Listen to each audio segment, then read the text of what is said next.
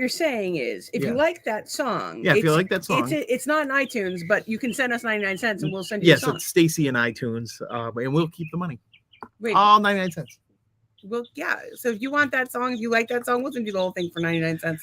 I will tell you that I worked on the song for a long, long time, and if you spread out those man hours over the 99 cents, you're getting a bargain. So, welcome to Marital. Hey, I'm Stacy. I'm Doug. We're married, and I'm hot, so I gotta get rid of this. Yeah, he is. This little thing. So, he's so hot that I'm lactating. Look, I'm lactating green juice. I really am not lactating green juice on her. But I did spill some green juice on myself this and she morning kept it for, on my for nipple. you folks. And I said to Doug, I said, would you? I think it's the only way I could get you to drink green juice is if it was on my fucking coming out of my nipple. So I'm trying to lactate green juice as best I can. I'm drinking lots of. If you're lactating green fluid, you should go to the doctor. I will say this about the green though: Celtics are playing Game 7 tonight after a miraculous comeback. That game was on Saturday that bonkers. I'm still trying to process myself. You don't have to like basketball. Both wearing green for that. We're both wearing green. That game was bonkers. If you don't like sports, just watch that game. It was bonkers. I can't even imagine. Anyway, so there's people here. We should say hello. Hello, people. So anyway, we don't hate each other. Oh, look at that. Our pal Todd's here. Howdy, Todd. What's going on, Todd? Todd is actually one of our favorite guests because he's one of our favorite and one of our special guests. But Todd has he has vision loss, and so I often I like to gesticulate when I speak, and sometimes I pretend that I'm jerking something off because I am frustrated with the world. Usually the government. And so, but the thing is, because Todd's visually impaired, he doesn't see that. And so we've been trying to set it up so that every time I do that, Todd gets a hand job because that's how much we love the guy.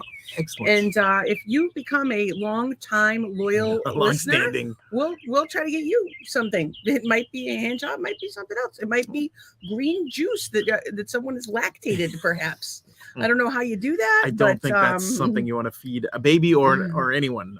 Actually, I don't know, but I want you. I know you like titties. I do like. Everybody loves titties, and I know that you need more healthiness. Yeah, that's the light you forgot right there. I did. I forgot 2 sets of lights. I'll be right back. We're off the ball, guys. It's been a day. We'll tell you a little bit about our weekend. We hope you guys are having a great Monday so far. Yes, Todd, you are so special. In every single way, words can't bring you down. I'll try to never sing again. I'm so sorry. He can at least sing. I'm terrible. No, I can't. But yeah, you are special. And I'll be happy to ride the short bus with you anytime. Don't talk about that like that. What do you mean? I don't like making fun of the short bus because that's not. Oh no, we legitimately belong on the short bus. We're both disabled. Like it's like how black people can call each other the N-word. We can call each other whatever the fuck we want. You wouldn't know, you able-bodied fuck.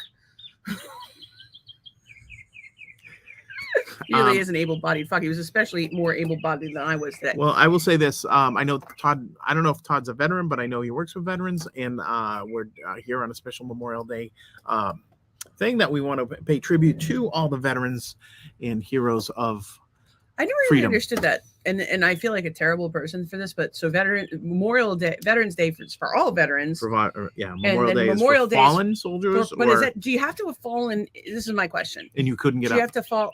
Okay, obviously, but do you have to fall in the line of combat? Like my grandfather's dead. He was a war hero and everything, but fuck him because he didn't die in combat. Or is he cool now? No, I think he's cool. Well, we remember anybody that served. I think we should remember everybody, and we should remember those who serve, and we should support our troops at every opportunity. And perhaps we should, think long and hard when we vote about how the things we do impact our servicemen, because that's better than walking up to some guy at a bar and be like, "Thank you for your service." How do you fucking vote? That's my. I actually just thought of a very funny thing, but it's a little political. But I'm going to say it anyways. I think we should have in our thoughts today those brave men and women that shot down that Chinese spy balloon off of Carolina. There's another one? No, that was months ago. I'm just saying, this is the first Memorial Day since then. I feel like you're like, I'm treading on very thin. Specific. I would not go on that tirade. Anyway, let's talk about what's going on today. So there was a weekend. It was a long one. It's part of a long weekend for some people still. And our lovely friends, Lisa and Jeff, who I do not think are here tonight, invited us over to celebrate Lisa's birthday. Lisa, happy birthday. Happy birthday, We're Lisa. so sorry we couldn't be there. Well, I had to take copious amounts of drugs today. And I am so actually, as I'm being serious. I was saying it was all your fault. Okay, so if you were here for Friday's if you were here for Friday's podcast, you may have noticed that I was not feeling well. I was in a lot of pain when we started. I do remember Friday. Yes, I was in a lot of pain when we started. And there was a point where I was really high and hilarious, but Doug got pretty pissed at me, and I apologized profusely. And then my pain got increasingly worse to the point where I moved wrong and I got really nauseous. And we ended the podcast, and I proceeded to vomit in all that over very the fucking chair. place, in this very chair. I brought you a bowl. I brought you into this. No, you didn't. Vessel. Yes, no, I did. Did you? Yes, I gave you the bowl. No, I brought out the bowl. I used this vessel to puke in. I know. Well, I didn't empty that vessel, Yes, so I don't know what happened. I know what I puked in. I know where I puked. It was you this were bowl. a little high. And I'm telling you, it looked like lemonade and a little bit of Alfredo sauce.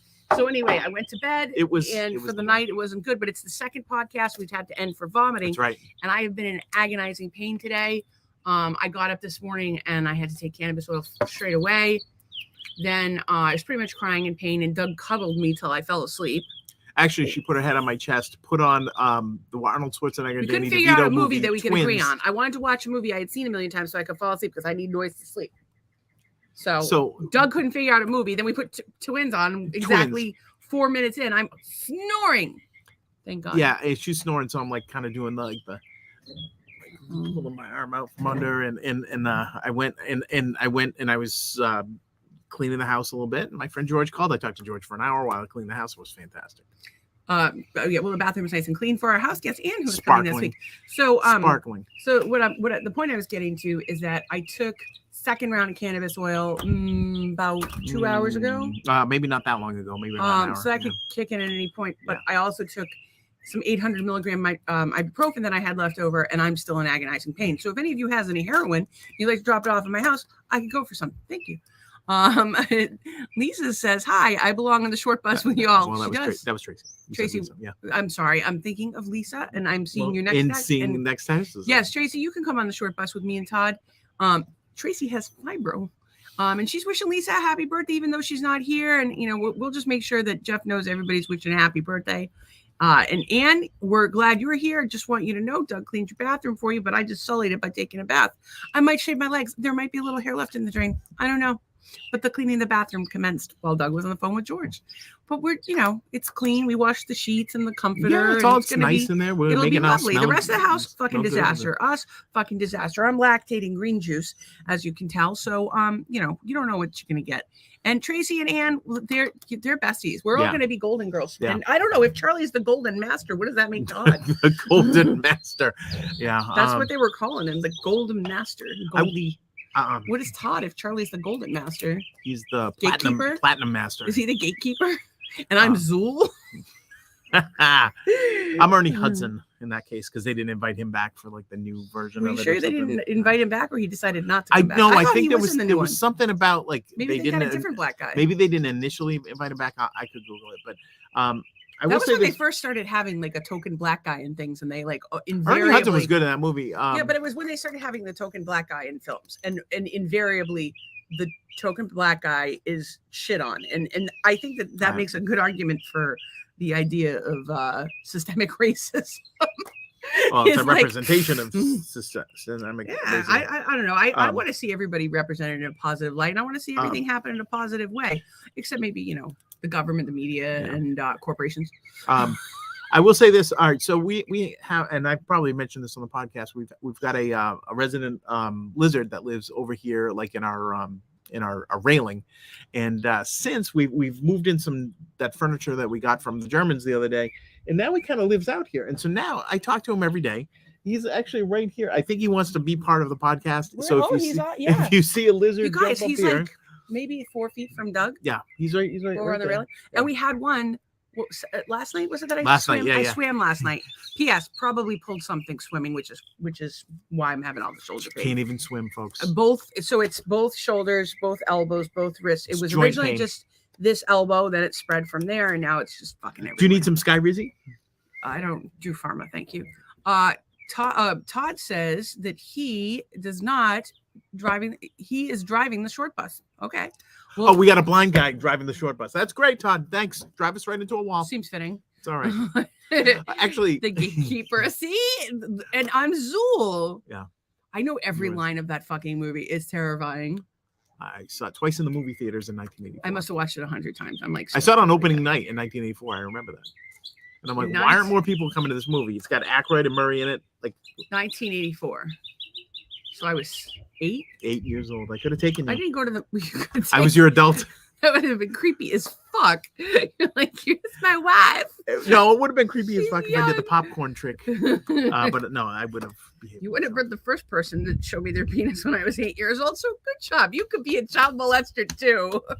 You do have more experience with boys' penises than I do. How do I have more experience? Boys. I've never seen boys. a boy's Oh, penis. boys. I've seen a man's penis, but I've never seen a boy's penis. man. You're always looking at boys. He's not. He was a dad. He I had had a dad boys. of 2 I have boys. girls. I'm just Yeah. giving him. I've never changed a girl diaper ever. Never. I have no idea what's going on down there. I might have. I don't really know. Have we seen any of the Percy Jackson? Oh hell movies? yes! That I'm saying Rosario Dawson is Hades' like wife in that first one. Rosario Dawson. Holy moly! Can I tell you? There's Rosario Dawson scene, which we should probably watch as a group. It's in Clerks 2. You look it up on YouTube. Clerks 2, Rosario Dawson, ABC dance. ABC by the Oh Jackson Five. fuck! She's wearing like a tank top and she's dancing. She's She doing her little bouncing. dance, and her tits are hypnotic. Mm. They're like absolutely hypnotic. I don't care who you are, they're hypnotic, and she's just like lovable. I don't know. She's done some stuff. I wish celebrities just didn't exist outside of entertaining us. Any case, she also was in a film, and I forget what it was called. But it was a film. It was it made me think of The Girl with the Dragon Tattoo. It came out around that time, and it was where Rosario Dawson is brutally raped. Oh, that's entertaining. Can you let me finish? No, my I'm kidding. fucking I'm just trying to and make it she like. gets her revenge, and it's good. Oh. So just fast forward through the whole part where Rosario Dawson gets raped. Because we don't I wanna think see you that, showed but me the end of that movie. It's Yeah, fucked. yeah. It is I fucked. think maybe that's what should happen. Well, I that's don't what it know should why happen to it's racists, not- I think, or rapists. Racist too. Racist, Rapists and racist. racist. I mean, Yeah, not she could have- rapists, not racist in the whole like thing, like where people are like, "Oh, you're a racist." No, like where people are genuinely racist or terrible in general. I think that maybe that's Let's all pray for them. Come on. We'll pray Come on, we're gonna wish them we'll peace, pray love, for and love happiness. We wish peace, love, and togetherness happiness to and everybody in humptiness. the world. I'm gonna pray for also humptiness. I was being serious forever. I feel like him joking is like the Stacy. I don't even know. Tracy said there are 3 witches that share an eyeball. I don't know how they do I have that. Do enough they vision like just problems. hand it back Listen, and forth? What are my fucking options? Somebody I'm gets half Tuesdays blind. and Thursdays. Todd's like all the way blind. Doug's like wasting money on contact lenses. Like I don't even know why. True story. During COVID, my prescription ran out. I learned that you can illegally buy contact lenses from Europe without a prescription. They send them to you. So I found a company that did that. They're no longer doing it. Yeah, But if they you got haven't, caught. but if you have an expired prescription, you can probably get away with it. Not the point. The point is prescriptions came in, put in the lenses, and I bought a pack, big pack. Put them in. Did I not put my lens in yet? Did I not put? This isn't working. Well, let me switch that one out. Let me put this one. Let me put another one in. I must have tried on 8 lenses before I realized I'd accidentally ordered Doug's prescription, and Doug doesn't need lenses. He can see fine. I actually, my last checkup, my eyes were getting better, and actually my prescription went down, and I only require a contact in one eye, and that's Which he never wears. That's by too the much way. work now, so I just don't wear them. I only need them for distance and driving. Maybe you should rub some castor oil on your eyes. We just saw a thing where yeah. this chick, she takes castor oil and rubs it on her eyes. Yeah, every night Todd. before she goes to bed. It It helps with floaters, vision. I told Todd. I actually was like, "Hey, listen, I know this sounds fucking crazy, but it's worth the shot." And then put olives on your eyes like and then, cucumber but slices. here's the other thing: it helps your lashes grow. Incidentally, if you're looking at my eyes and you're like, "Oh my God, Stacey, you look different tonight," yes, I was in agony. I put on eyeliner. And It's look a at special that. treat for you. I And told her she she puts it should have put up eyeliner at 8 this morning. She wouldn't have been in agony. It would have been it fixed everything. Thank you, Doug. I just cured Lyme disease with That's mascara. exactly what it was. Just thinking of Todd driving the short bus, it would be fucking amazing. But like every time I made a hand gesture, somebody have to run up and give him a hand job, and he doesn't want it to be you. So I don't know what Wow. to say. It's a a short bus. There's not They, not many choices. They the hand it bus. back and forth. Oh, the The eyeball. eyeball. I was like, I thought they were talking about Todd's parts again. No, sorry. Jesus, I Okay. never know. I look awesome. Oh, Yeah. thank you. I bet you look awesome too. I also You're looking awesome in those graduation pictures. yeah, she does. I also Don't look wait, are you awesome hitting on because her? You can't hit on her. no, She's a colleague. I'm I said- calling HR on you. I said I was a segue. Yes, she looks awesome. And then what I said is that a cougar? Is that a Florida? No, Panther? stop. Pay attention. All right, so I also got a haircut yesterday, and I think I look a little better than I did. He looks much better the than mop. he did. And like what happens is I get these like the sideburns start to grow out, and I look like Ted Knight or something from the 70s. Like yeah, I keep trying to grow his sideburns out, and he keeps shaving them at like a 45-degree angle. It's a whole thing. And today he shaved his neck. I did. Look at that. He shaved himself. Yeah. That is not a hickey, ladies and gentlemen. I get out of the shower. I'm like, oh, my neck is. It's never good when your neck is bleeding. I'm no doctor, but if your neck is bleeding, I don't know why Tracy is laughing, but she is, and I'm glad to hear that. HR is dead, and thank you. HR is dead, and you're welcome. puffing stuff. And I don't know that the HR really was a real thing at your prior company. I'm just saying the things that I know that I could say. His haircut looks amazing. Thank you. It took me about 30 seconds. Guard 1.5, straight up the sides. I think it's too close, Done. like on the side here. No. I look I'm No. in the service. Nope. Yeah, see, it was not existent. Yeah, wait till I tell you the story about how they effed up our HSA contributions, and that was a total pain in the ass, and it cost us money. Thanks. Done. Yeah. Mhm. Well, I have some opinions. there's some other stories too for another day. Perhaps we should have the deep-seated I tales. don't think the company exists anymore, so we can. Say whatever the fuck we But want. yeah, it was. Oh, very, I have to check something. So, okay. So, little known fact. Oh, I just had a silence call from Massachusetts. Uh-oh. P.S. If I don't have your number saved in my phone, it goes straight to voicemail. My friend Zach set it up, and I don't know how to shut it off. So we're gonna keep it that way. It's kind of nice. I don't mind it. Hey, Massachusetts, don't call during the podcast because she's busy. Well, it's funny Although- because I have a lot of friends that call during the podcast, and I'm like, I do a podcast every night that you don't watch. Fuck you. Yeah. Sorry. Thank you. I don't really think you're my friend if you're not watching my podcast and you're calling me because you have a problem during my podcast. But what do I know?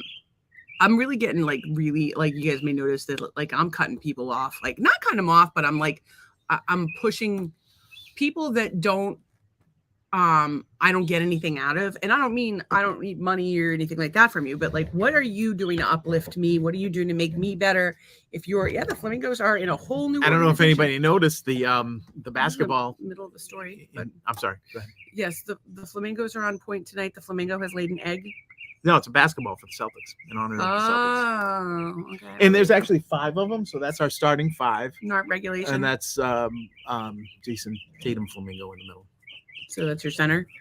I don't know if Jason Tatum's a center. I don't. Oh, I don't, boy. I don't know any I of don't the watch positions. basketball anymore. So anyway, what I will say is that what I have been realizing through my my spiritual work, through my personal development, through all the books I'm reading, is that you are the average of the 5 people you spend the most time with. So I'm finding that I have less and less time, especially as I'm busier. I have less and less time for people who don't elevate me. And I have a lot like this happened over the fucking weekend. Somebody just messaged me like, I need a therapist, and here you are, Stacy. And like, okay. And there's people that I love that from, and there's like, not that I love that they need help, but I love that I can support them. And then there's people that like I think out of this group, I've probably had mutual, out of everybody who's here right now, I know I've had mutual conversations with where they're venting to me and I'm venting to them or whatever. And that's a mutual, it's a mutually beneficial relationship. But if you have somebody that just sucks the life out of you every time you talk to them, like, what the fuck? And it's like, I'm not even like responding anymore. I just felt like, bye, gotta go. Yeah. But I really should charge for that shit, Tracy. I keep saying that. And I actually was talking to Todd last week about how I should be an adolescent life coach, because I have a really good rapport with young people. And I think that they need the direction more than anybody else.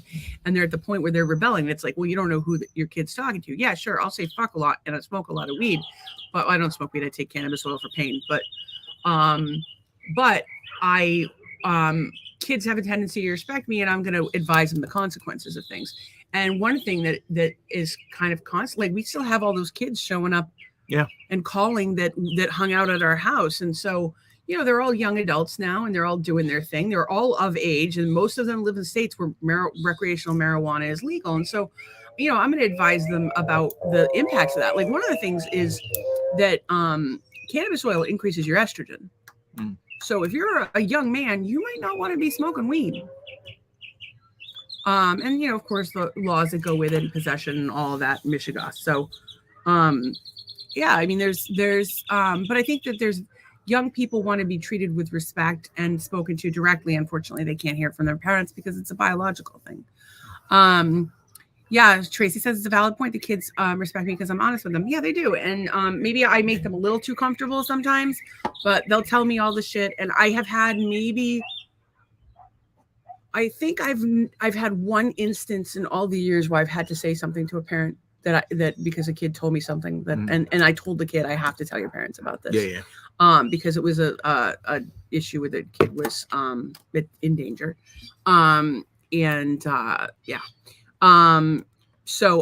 Fortunately the parents were actually they weren't supportive. The school, that's right. I do think that you definitely have a knack for kind of encouragement and helping people. Yeah, because I give myself fucking pep talks all day long, every day. Sometimes, a lot of times, you need a Stacy. Yeah, if I could have a Stacy, that would be great. Although I've got Tracy and Todd, Jeff have all been fantastic. You've assembled a ragtag team. I really do. I mean, honestly, it's the podcast has helped me a lot. I hope it helps other people. And through the podcast, we brought together a great group of people, and they're all here kind of supporting one another. And when somebody's not here, they're wondering where the fuck they are. We don't know. Where are you? You okay? The people that don't comment, we don't know where they are, but they come around. Well, and people come in and out. So anyway, I wanted to Jeff's probably not going to make it tonight. It's his wife's birthday. Happy birthday to you know Lisa. What that means. You know what that means, folks. Happy birthday to you. Happy birthday, dear Lisa. Happy birthday to you. What do you mean? Do you think that's? Oh, I think there's some. You think the forecast dropping the hammer tonight? The forecast calls for extended getting it on. All right. Well, maybe they're not on for that reason. We'll have to see. That was a Simpsons reference, by the way. Everything I say refers back to a sitcom. Thank you. I've never watched The Simpsons. So good. I would like to say that I occasionally come out with some shit that is borderline offensive, maybe perhaps completely borderline. Okay. Some people haven't watched the podcast before. These people like Tracy and Todd and they all fucking know, but you don't have to tell them. They live on the borderline. Those people. There's people here who don't, they don't know what they're fucking getting themselves into. Let's not spill it. Anyway, I was high the other day and I was thinking about the podcast, and somebody called me and they were like, "Hey, I have an idea for a story." It was a terrible idea, by the way.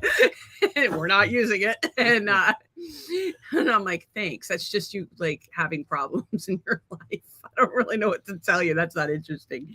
It's bad enough I bore you guys with my fucking problems. But I was trying to explain, people don't understand. We make this shit up on the fly, which makes me just like Martin Luther King Jr. Who, because I have a dream. Who, if you don't know, was giving a speech and it kind of wasn't going over well until Mahalia Jackson says, "Tell him about the dream, Martin, that she had seen in a church a week or two before." So Mahalia Jackson never got and so then he's like, "Yeah, you're right." And he went to church, and the rest is U.S. history. So he made it. He repeated it on the fly. So he had prepared the speech previously, but everything that you see here, we have some little notes that we make. We have some little notes I jot down during the day. I write my gratitude out and we refer to them.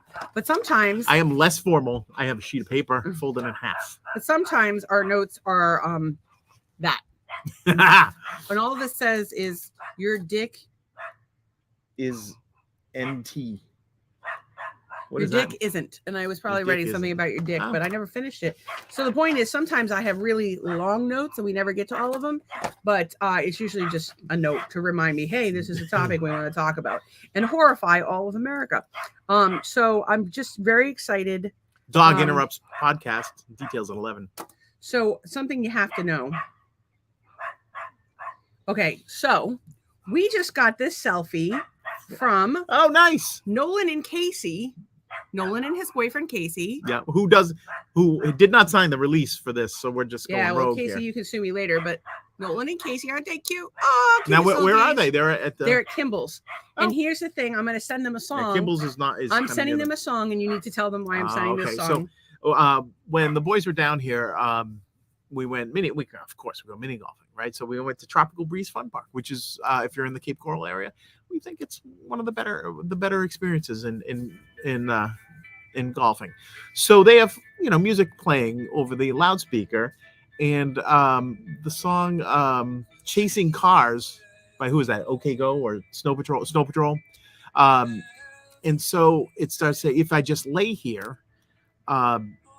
Stacy ends up just lays on the ground. Well, because no one said the song depressed him. Song depresses him, and so she just laid on the ground, and that made him laugh. So turning a negative into a positive. So every time the song fucking comes on, so we went to Tropic Breeze, and every time the song comes on, every time we've gone there, it's fucking come on, and it comes on, and I throw myself to the ground.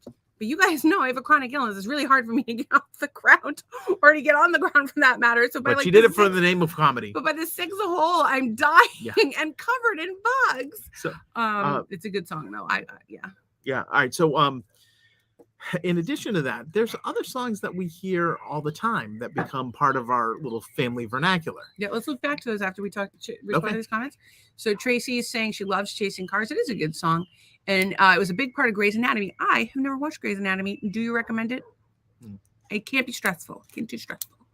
And Tracy's laughing her ass off. So that's always good. Well, that's good. All right, so good. Well, she would enjoy seeing you laying on the ground in the middle of I just fucking throw myself on the ground. I don't give a shit. But then I forget, like, oh yeah, you're half a cripple. How the hell are you getting up? So there's another song that which is even funnier. We discovered and went down a Wikipedia rabbit hole with was Alana Miles' Black Velvet. Black Velvet. From the early 90s. I'm not sure what, like 93 maybe, somewhere around that area. So she did this one song and was never heard from again. So we're like, what else has she done? So we Googled her, and apparently she's re-released every couple years she re-releases the song or puts out a new album. No. Every hour and a half she re-releases Black Velvet. It's in a different language. In Swedish. It's in Pig Latin. Black it's Velvet. In hieroglyphics. September 97. There's Black Velvet 2000. The Y2K mix. There's a Black Velvet vibrator.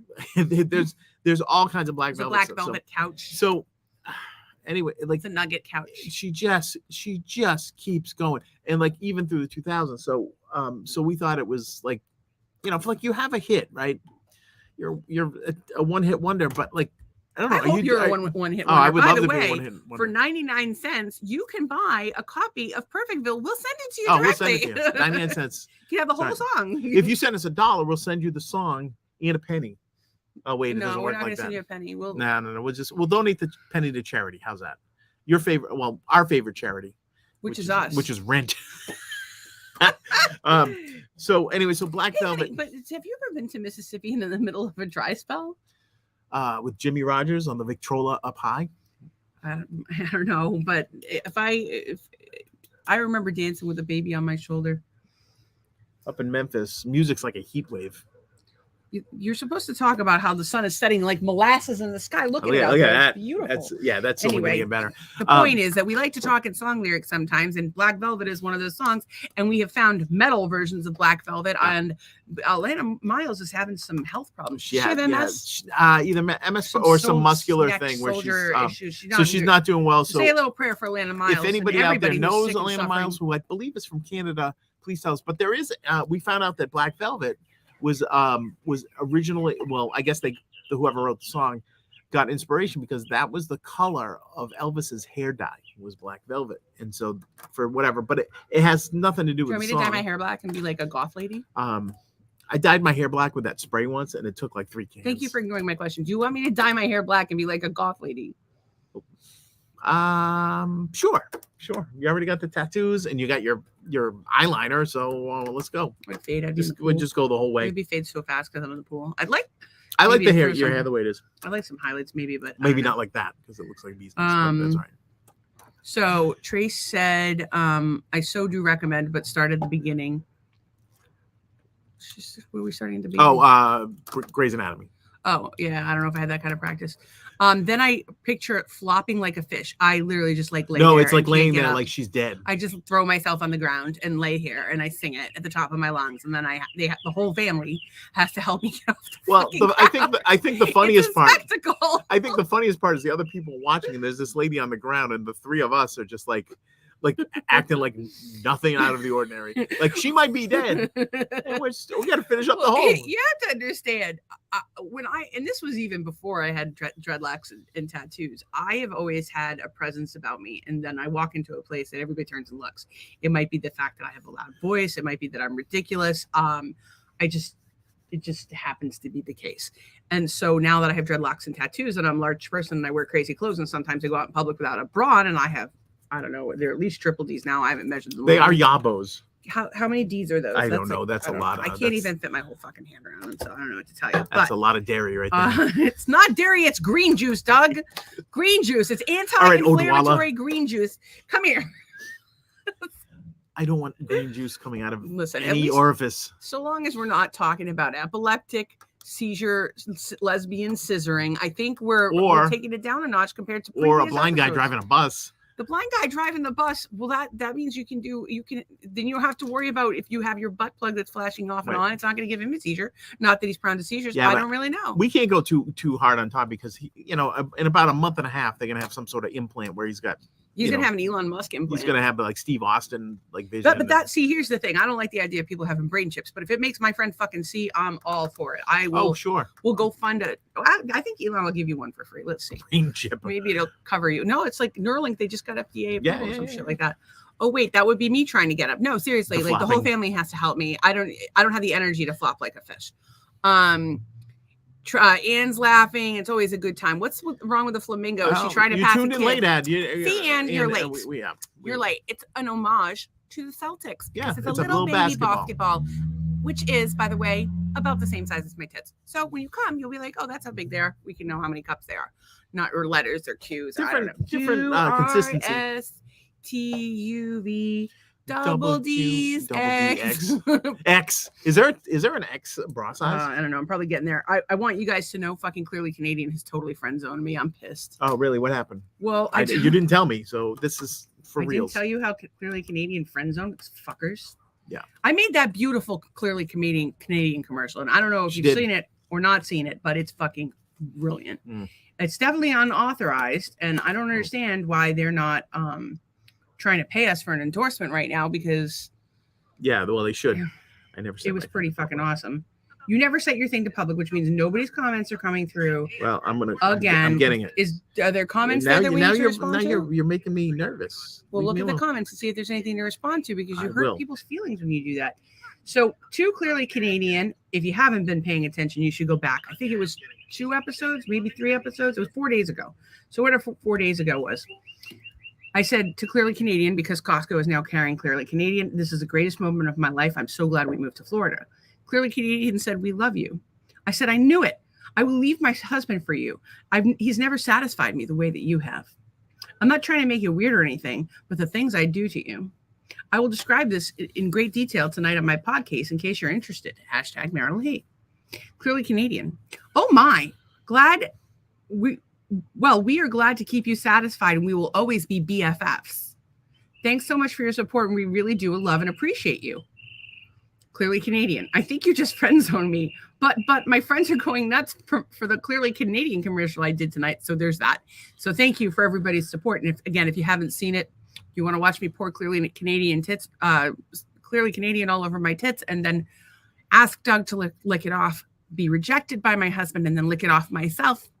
You know where to go. So then I sent them a picture of a lady hiding behind a tree with binoculars. I am trolling those motherfuckers until we run off together and I leave you.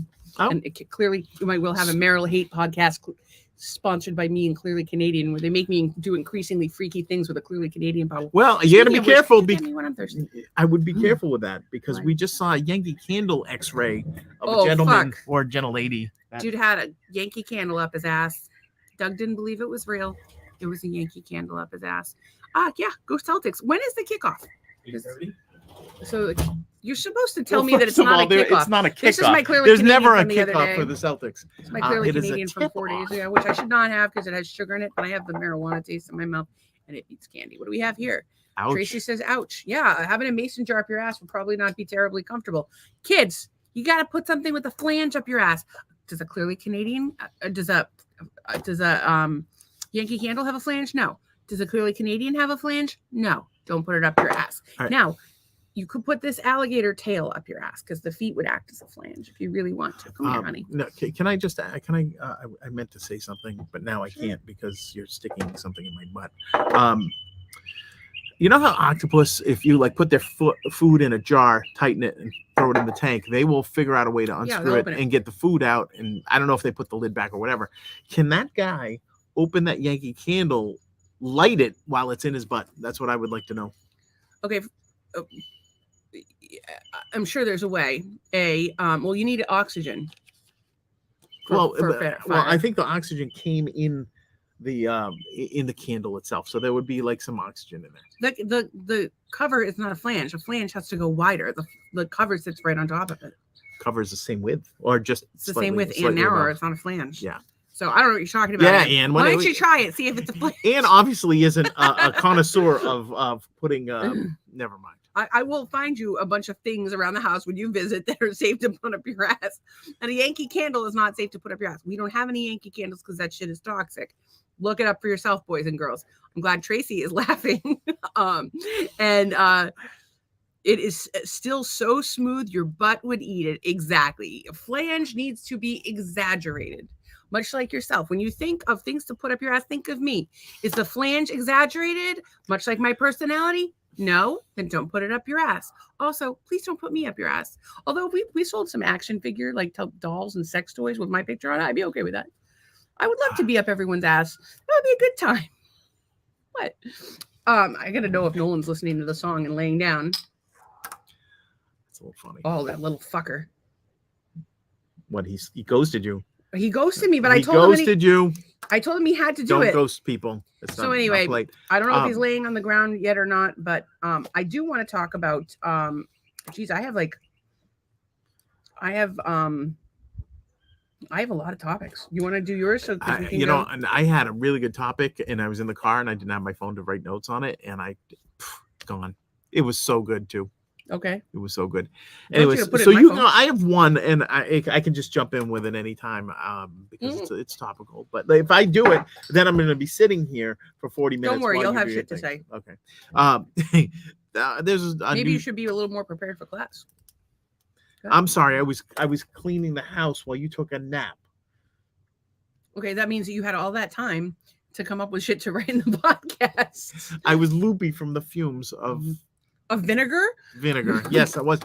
And I cleaned the front windows today, and and my wife complained that it was too clean. It's too bright. It's too bright. Like the dirt was holding. It was like hurricane dirt. Honestly, those windows are so fucking old. I'm surprised cleaning the windows didn't make them shatter. Yeah, they're a little touchy. It's the original windows to the house. They're like metal frame, crank out windows. They look like they belong on an RV from 1955. Yeah. So go ahead. Anyways, there was a story today.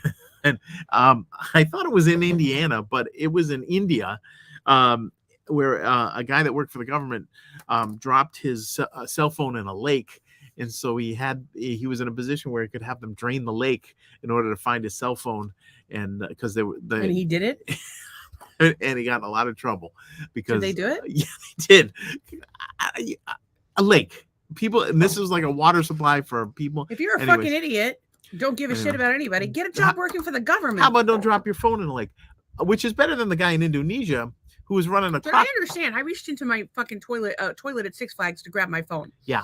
But an oven and my toilet at work. I've grabbed some phone from some places, but I'm not going to do it at like the cost of environmental damage. Yes. It's a reflex. Indeed. But it turned out better than the guy in Indonesia last week. He was like a 70-year-old guy. He had a crocodile farm, and he had a stick to get the crocodiles back in the thing, and he dropped the stick, and he fell in to the crocodile pen, and apparently they swarmed him. And oh fuck, we watched a terrifying video today. This was up in I think it was Ocala. It was up northern Florida, and this woman's with her family, her daughter's, I guess, like 500 feet away. This alligator was following her. She's like, shit. She's in a tube, climbs up a tree, and there's gators surrounding her. Cop gets there, sheriff gets there, gets in the water. The gator starts charging at him, so he shoots the fucking thing. So I think she was okay, but the 911 call was terrible. It was terrifying. Tracy's laughing her ass off. Tracy, we got a lot for you to laugh about tonight. It's just, we're just getting started, baby. Is she still laughing about your the flanges? The various flanges. There's all kinds of stuff she could be catching up with. God knows what she's laughing about. I do. We're just ridiculous as it should turn out.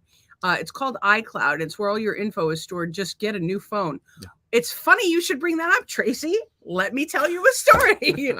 So, I have a MacBook Air because I don't need a particularly fancy computer. Well, except now that we have this podcast. And the last thing I want to do right now when we have no money coming in is buy another laptop. And our phones are on their last leg, and it would save us $20 a month, and we would get $400 in gift cards, and our Netflix would be paid for every month if we switch to Costco T-Mobile.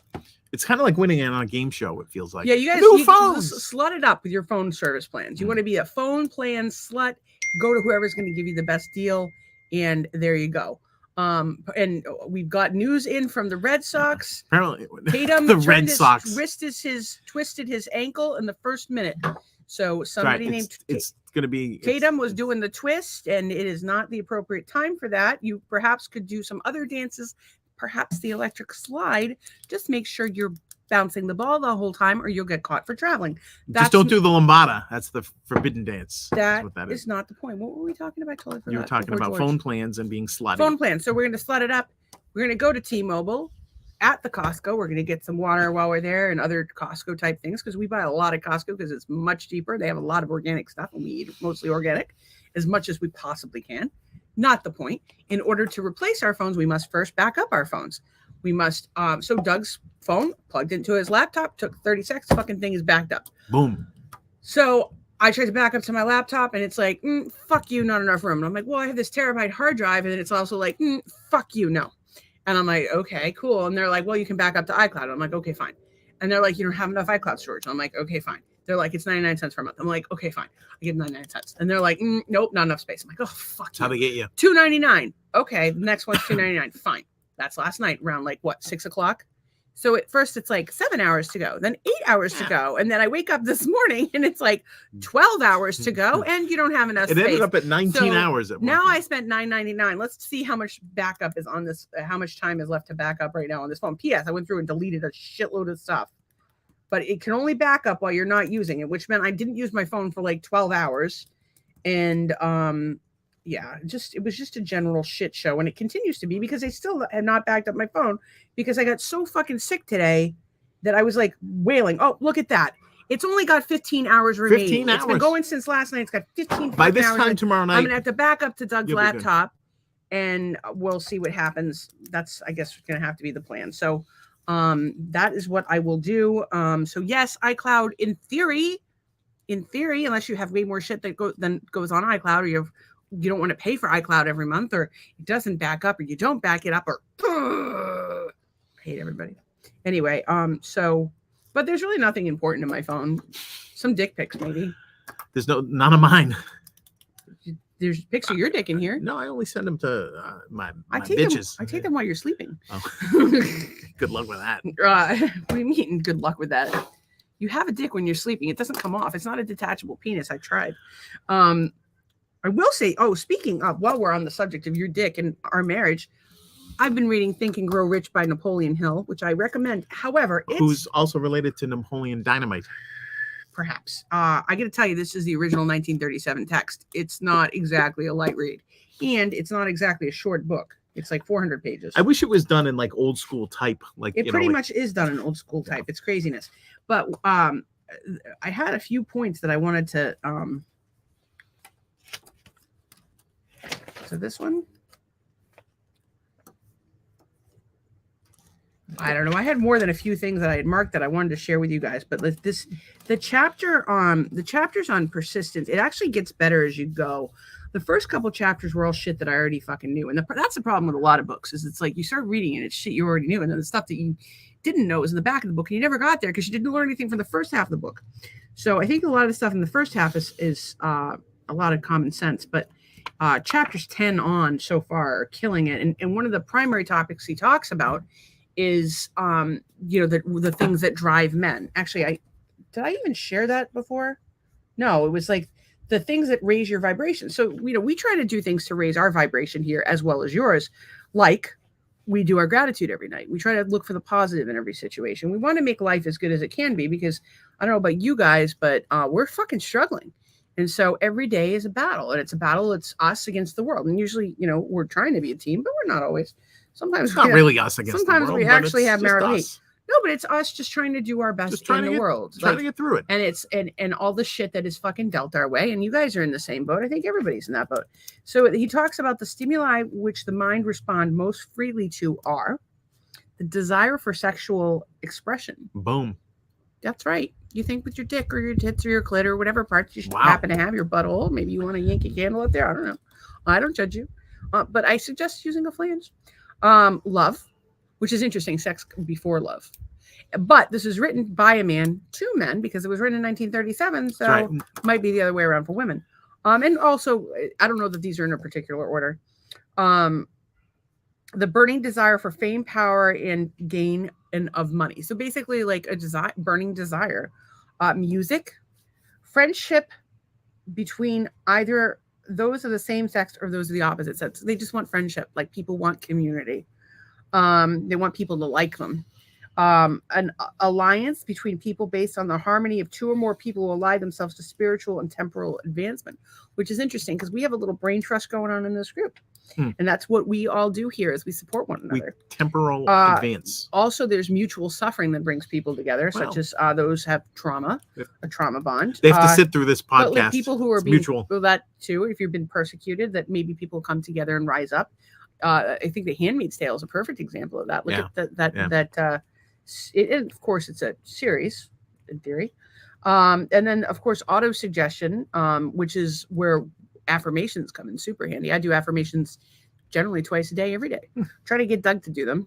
Maybe you guys could write some affirmations too. If you have any fear in your life, turn it into an affirmation. Say it to yourself 2-3 times a day. I promise it will help. Fear is a big motivator, which has been used time and time again on the American public by the government and the media and corporations.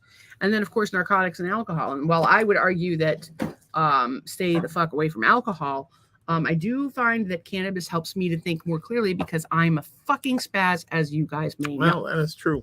When you're reading about, from 1930, whatever, let me think. And I'm not sure what movie this was, but we saw that the fact that that women couldn't have their own credit card till 1974. Yeah, I actually had a conversation with Andrea about this one day. She had a friend who's they got divorced and she couldn't buy a house, she couldn't get a bank account, she couldn't do anything. It either had to be her father or her husband, which is crazy. And that's in my lifetime, almost in your lifetime. That's insanity. Well, it's I don't know. I feel like we've gone like the original, like I think we've gone too far away from the old school values. Like it was like, oh, okay. Like, and I think it was by design. I think that that if women went to work, that's a lot more revenue they could tax. If women went to work, the kids are in school and we control what they're taught. So I would argue that if a woman wants to work, she should be able to work. And if a woman wants to stay home and be with her children, she should be able to stay home and be with her children. Well, it's not a lot of times it's not a want, it's a need. Like I can't imagine want or need. I think that it should be an option. And I think that as a society, we should support women being able to stay home with their children. Well, if that's or one parent being home with their children, I certainly think that it's better for, kids than being institutionalized. And I know that there was this big, daycare, socialization, blah, blah, blah. You can socialize your children without sending them to daycare. I think that what happens a lot of times in daycare and or the schools is the opposite of socialization because you don't know what other values other kids have been brought up with. You don't know what the quality of the teachers, and most teachers are in, daycare providers, teachers are in over their heads. Are there exceptions? Absolutely. But I wanted to just get back to the Think and Grow Rich. The thing that it harps on in here is how a good woman, the love and it talks about, and it's again, some of it's antiquated, and somewhat sexist, by today's standards. But you could flip this either way. And the reality is, for a man, sex is how they express love and, you know, feelings. Like they put the cart before the wagon. Women are the opposite way around. And what they're saying in the book is they talk about what a smart woman would know, how to keep her man. And it's interesting because it's not like that. You'd think it would be like, you know, obviously there's the whole putting the effort into the relationship. And one of the things that they talked about was romance, that you needed love, romance, and sex in a marriage in order for it to be healthy. And if you didn't have those things, that you're fucked. And so it didn't say fucked, it said something else. But, you know, they talk about, you know, having that women are able to make or break a man, be it through motivating them or demotivating them for that matter. And the thing that's interesting, and of course, you know, he calls it like it is. He talks about how a lot of men will not make success until they're in their 40s or people. And that at that point in time, a lot of times they'll want to ditch, when they get really successful, they want to ditch their original partner for some tart, and they invariably end up losing everything, or, you know, the woman gets half and she's entitled to it, and she should be, which is interesting because I think it really, again, it depends on the situation, because you can be in a relationship with someone who makes everything far more difficult for you. And I would argue, like, don't get me wrong, like, I definitely kick your ass and motivate you as your wife, but I think that me being sick has been a fucking problem. Yeah. But also me being sick has meant I've been home to fucking kick your ass and motivate you all the time. Yeah. And cheer you on. And like, research how to do it. I research how to do it, but I'll also, like, no, but when you've had work problems, I've been here to counsel you. When you've had stress, I've been here to counsel you. I've been available to you 24 hours a day, effectively like a housewife. But if I was working, that would not have been the case. I would have been too busy with my own shit. I mean, even now I get too busy with my own shit. But it just, even on a regular support level, it's just different if you're, you know, with the right person, or with somebody that's going to either challenge you or push you or support you. I think of what we talked this weekend about my music, like getting back to music, and like since day one, you're like, you got to do riff of the day, you got to do this, you got to record, and even like this week, you got to get it done. And so now things are starting to come together a little bit. But I mean, like, if you have a spouse that, for the sake of argument, you're working, running a company, and you're fucking cooking dinner and holding a baby while they're sitting on the fucking couch listening to fucking Adele, that's probably not helping you. Probably not. Well, so I mean, I just, you know, it's all you know. Just it really depends on your spouse and who they are. And at the end of the day, you need to surround yourself with people that make you better. And if your partner and you are not on the same team, you need to reevaluate your relationship for their sake, for your sake. Because, and even with us, when Doug, and I think we have, for the most part, an exemplary marriage. When one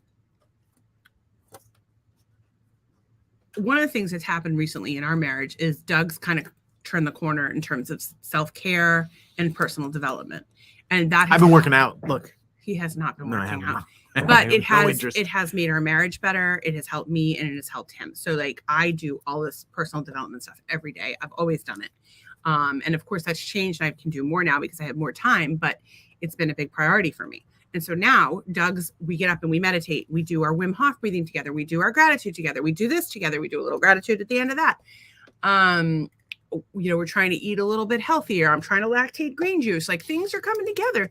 And I would argue that if you don't have people in your life that are uplifting you and pushing you toward your goals, that you really need to reevaluate those relationships. And that could be your partner and or everybody else. And it's funny because I have a friend who has effectively a roommate situation in their marriage. And he deserves more. He deserves more than that. Yeah. And the thing is, though, like, when I get mad at you, right? Well, not when I get mad at you. I mean, like, when things fall apart with us, it's usually because you've had a meltdown about something, and I'm not going to be fucking spoken to that way. And it's hard to recover from. It's really hard to recover from. And so I'm working on being able to, like, not be impacted by Doug's meltdowns. And Doug's, you know, he's finally taking it's been 10 years, and he's making steps now that are helping him to bring his reactivity down. And I'm really proud of him. He's making a lot of progress, and he's setting a great example for his sons. One who's struggling. Actually, they're both kind of having their own stuff that they're dealing with right now. And I think it's important for men, especially our young men, to see grown ass old fucking men be open and honest about their feelings. So I'm talking for you, and you really should be the one telling people about the impact it's had on your life, because what the fuck does me telling another man what you deal with? I don't know shit about. I don't have a dick. I wish I had a dick. I would fuck everything.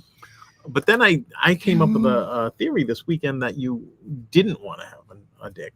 Do you remember what I said? Okay, maybe, but I wanted you to make a heartfelt moment for you and all the men in the world who struggle with their own challenges. I think in general that people should deal with their emotions, right? And deal with things that are bothering them, things with, and I think sometimes it's hard. Like with me, if things are going okay, everything's kind of, like I kind of feel like, if you do the right thing, good things will happen, right? If you work hard, good things will happen. But when it doesn't, you fucking lose it. Because here's the thing: a lot of times you your mind just switches and looks at the people that are cheating on their wives, or doing a lousy job at work, or they're getting promoted, or they, whatever, and like it just, that unfairness really gets to me. And I think what I need to do is, like, obviously life is not fair, right? And to really just take those feelings and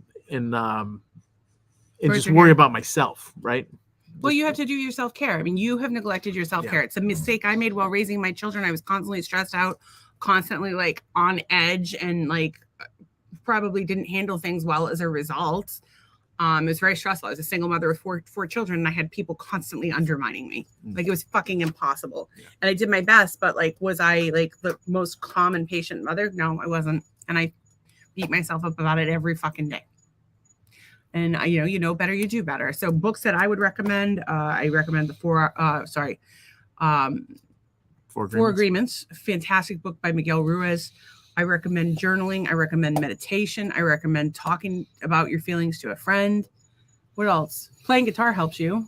Well, yeah. At one point, I realized that playing guitar was like a real stress reducer, because it's like it just absorbs your everything. It's sensory. It's you've got to think about what you're doing, and so skimming the pool too, because like you kind of get out of your little not comfort zone, but you get out of your daily thing. You take a break. You're out, technically time in nature, and you're making an improvement. Like if you're skimming the pool, you're making an improvement. And for me, anyways, I always want to either make an improvement or make something better or create something. So Doug's blood pressure is Doug no longer has health insurance. Yay. I have Medicare, but we're not really health system people. Doug's been wanting to go off his blood pressure med for years. And of course, he's off of it now because he doesn't have insurance. And so he's been making the life changes he has to. And I think like the good thing about him, like, again, silver lining, and I know you got to dig deep on the silver lining, but let's dig deep on it. He's wanted to get off his blood pressure meds for 8 years. I have wanted him to be able to calm himself the fuck down for 10 years. No, 10 years. 10 years since the onset. And so what happened is, because he lost his job, he couldn't get his meds anymore. So he had to taper off. And he's having to do the things that he should have done 10 fucking years ago. And he's doing them now because he wants to be alive for his fucking kids.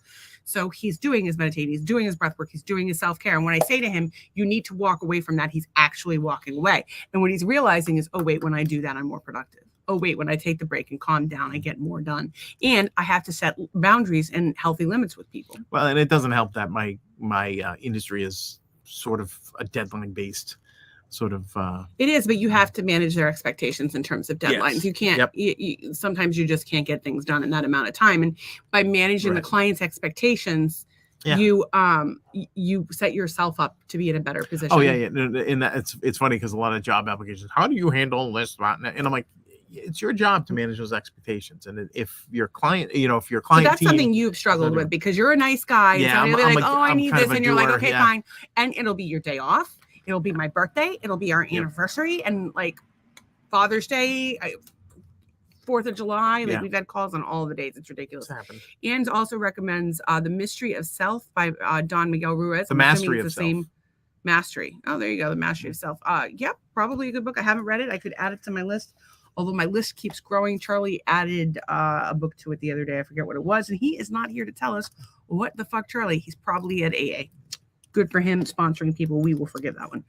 So it's 9:02, not 10. We need to talk about the washer. Oh, This is such a good story. So our washer was not spinning. So I spent most Saturday. And he's like, Saturday wait, morning. hang on. It wasn't spinning. And so Doug's been like washing clothes and then like hanging them on the side of the dryer or like trying And to then I bring them throw out them in the dryer. or run 2 pieces of clothing at a time. And our bill went up $25 last month. So that wasn't a good idea. And I kept being like, ask Todd, ask Todd, ask Todd, ask Todd, ask Todd, ask Todd. And then finally, go ahead. Okay, because it's always great that your wife doesn't. And here's some marital hate for you. Your wife doesn't trust you enough to take a look at the situation and figure out yourself. I don't trust I my. digress. If I have somebody that it's just like if I wanted to go on Canva and design marital hate shit, I could certainly fucking figure it out. But you would do it better and more effectively than I do. So I would say to you, hey, Doug, can you do this? So when you have a friend who fixes everything, you call him. Okay, so what I was worried about is that I don't know what's wrong with this thing. I have nothing to tell this guy, Todd, our other friend Todd, small engine repair, appliance repair, apparently. So I opened it up. He knew how to fix it. Didn't he? I opened it up. I check things like, okay, well, first I Google it, and it could be the sensing tube could be blocked, the switch that like the lid switch might not be working, et cetera, and then there was it could be the belt, it could be some other clutch thing that you can't see. So I wanted to make sure that I tried all the easy stuff first. So pulled it out, pulled off the back, tried all the easy stuff, really couldn't find it, and then I contacted Todd.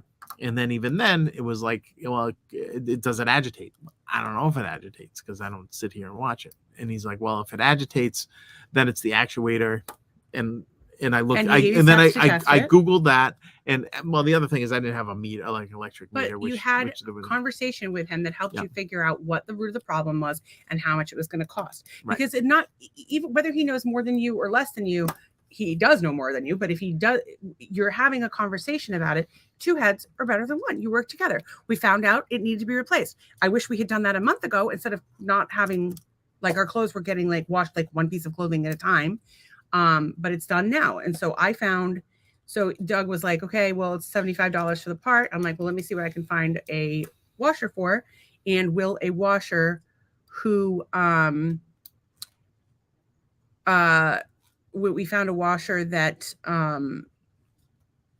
a washer for, they were asking 70, sorry, one was for 75. Then the guy messaged me the next morning saying it was gone. So I found a woman who was selling one for 100. I asked her if she would take 80. She took 80. We picked it up. It fit in the Jeep. Good times. And the thing that's even crazier is she asked me to pay her. She wasn't even there. She like opened the house with like a remote smart home thing situation. And there's cameras and everything. And she took $80 and we just loaded it in the back of the Jeep and it was great. She even gave us the hoses that came with it, which you don't normally get. Super nice lady. And she gave it to us for $80. But she wanted because she wasn't there, she asked me to pay her via what do you call that thing? Venmo. And I had money in my Venmo account. So we really got the washer for free, which is fucking awesome, right? So this is where it gets really funny. Doug, we wanted to run the new washer first in place before we got rid of the old one. So he did that. And the Jeep was like parked half out the garage because he had unloaded it. So I took the Jeep for a ride so Doug could swap out the washers and bring it down to the curb and get the barrels out because it was trash. Well, actually, it's not till tomorrow. That's a whole other state. So anyway, so I went for a ride around the block, and I get a couple blocks over. I was looking for owls because we have burrowing owls all over our neighborhood. You've heard them. Fireworks tonight. Memorial Day. It's Memorial Day. That makes sense. There might be a lot. So this guy's there with a scrap metal truck looking like our pals Jimmy and Kevin, and who do scrap metal up in on the South Shore. If you need scrap metal removed, reach out to them. And Kevin O'Keefe on Facebook, or message me. I'll introduce you. Great guy. In any case, there was the new Kevin, red pickup truck, just like Kevin, pulling a trailer. One guy by himself loading everything up, and Well, And I wait, said- wait. So when you got home, you're Hang like, on, I'm I gonna made a tell- friend. Yeah, I'm going to tell you. Okay. So I said, hey, are you collecting scrap? He said, yeah. And I said, okay, well, let me give you my address. And I asked him where he was from, etc. We had a good chat. I came home. Go ahead.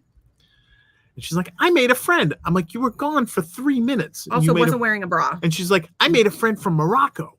And I'm like, of course you did. Of course you did. You were gone 3 minutes.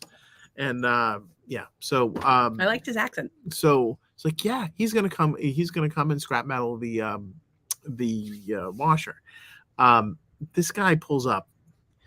It was actually a decent truck, but he was pulling this trailer that was probably 15-20 foot trailer. It was a big trailer. And and he Tetrises this thing into this trailer. There was I don't know how. there was a tire with a blown out tire with an aluminum rim. There was a Weber grill. Looks like 4 fridges. It's crazy. And like somehow he Tetris this in. Right, he was probably out there at least a half an hour just to figuring out how to get this this washer onto the truck. He did a great job. And he did a great job. He took it away. Super nice and, guy. the Busting thing his is, ass. in Massachusetts, trying to get rid of that washer is probably Well, going to cost you money. I So, actually talked to Kevin. I reached out to Kevin. I said, hey, listen, we got a new version of I get you a new Kevin. And he's like, oh, maybe I should open one down south. And I'm like, well, people aren't paying to have things removed here because the trash will take it. The scrap guys come and haul it out. So the scrap guys and like people who like take stuff and resell it, they'll just drive around on trash night and pick up all your shit. So yeah, I mean, I would honestly, I think you can make a serious business of just picking up furniture and crap that people put on the side of the road and cleaning it up and selling it. But what do I know? Anne says, I know someone who does exactly what you did. He always figures it out. Well, yeah, but he hadn't figured it out and it was a while. We needed it fixed. And we did get the deal of a lifetime with, through Venmo and the scrap guy. The town would have taken it for free. Well, I just saw the scrap guy and I wanted to do him a solid. And because I appreciate anybody who's hustling. And he and I actually had a brief conversation about the Moroccan economy. oh, So nice. my friend Mehdi owns a hosting company in Morocco. And some years ago, when I was a single mom, he couldn't get $10,000 out of Morocco because that's just the way the Moroccan government works. You can't get money in, you can't get money out. They're like on an island for all intents and purposes. And so he asked me if I could give him 10 grand. And I'm like, do you think I have 10 grand? You're in a hosting company. I'm a soccer mom with 4 kids. I have no money. And so he was pissed at me that I couldn't give him 10 grand. But And I we have didn't not have heard back from I would- Mehdi. I don't hear from her. He's got his own plane and shit. Like he doesn't understand. Why does he first world need your problems. 10 grand if he's got a plane? Because you flying can't around? get money out of Morocco. Well, maybe you should move to Monaco, which is right next door. I don't know if it's next door, I but don't it's know. next door alphabetically. And the scrap guy will make out very well, and he deserves it because he's taking the headaches away. I agree with you, but up here, so Kevin up there, you pay him, he comes $10-15. You're just paying for his gas, basically. But down here, they just come because the town will take your trash. The town takes everything. Like I could put a dead body out there. We put a sectional with a sleeper out there. It took a few phone calls, but they finally came for it. So yeah, there you go. I would like to talk about we talked before about anger. And we were talking about ways to manage anger.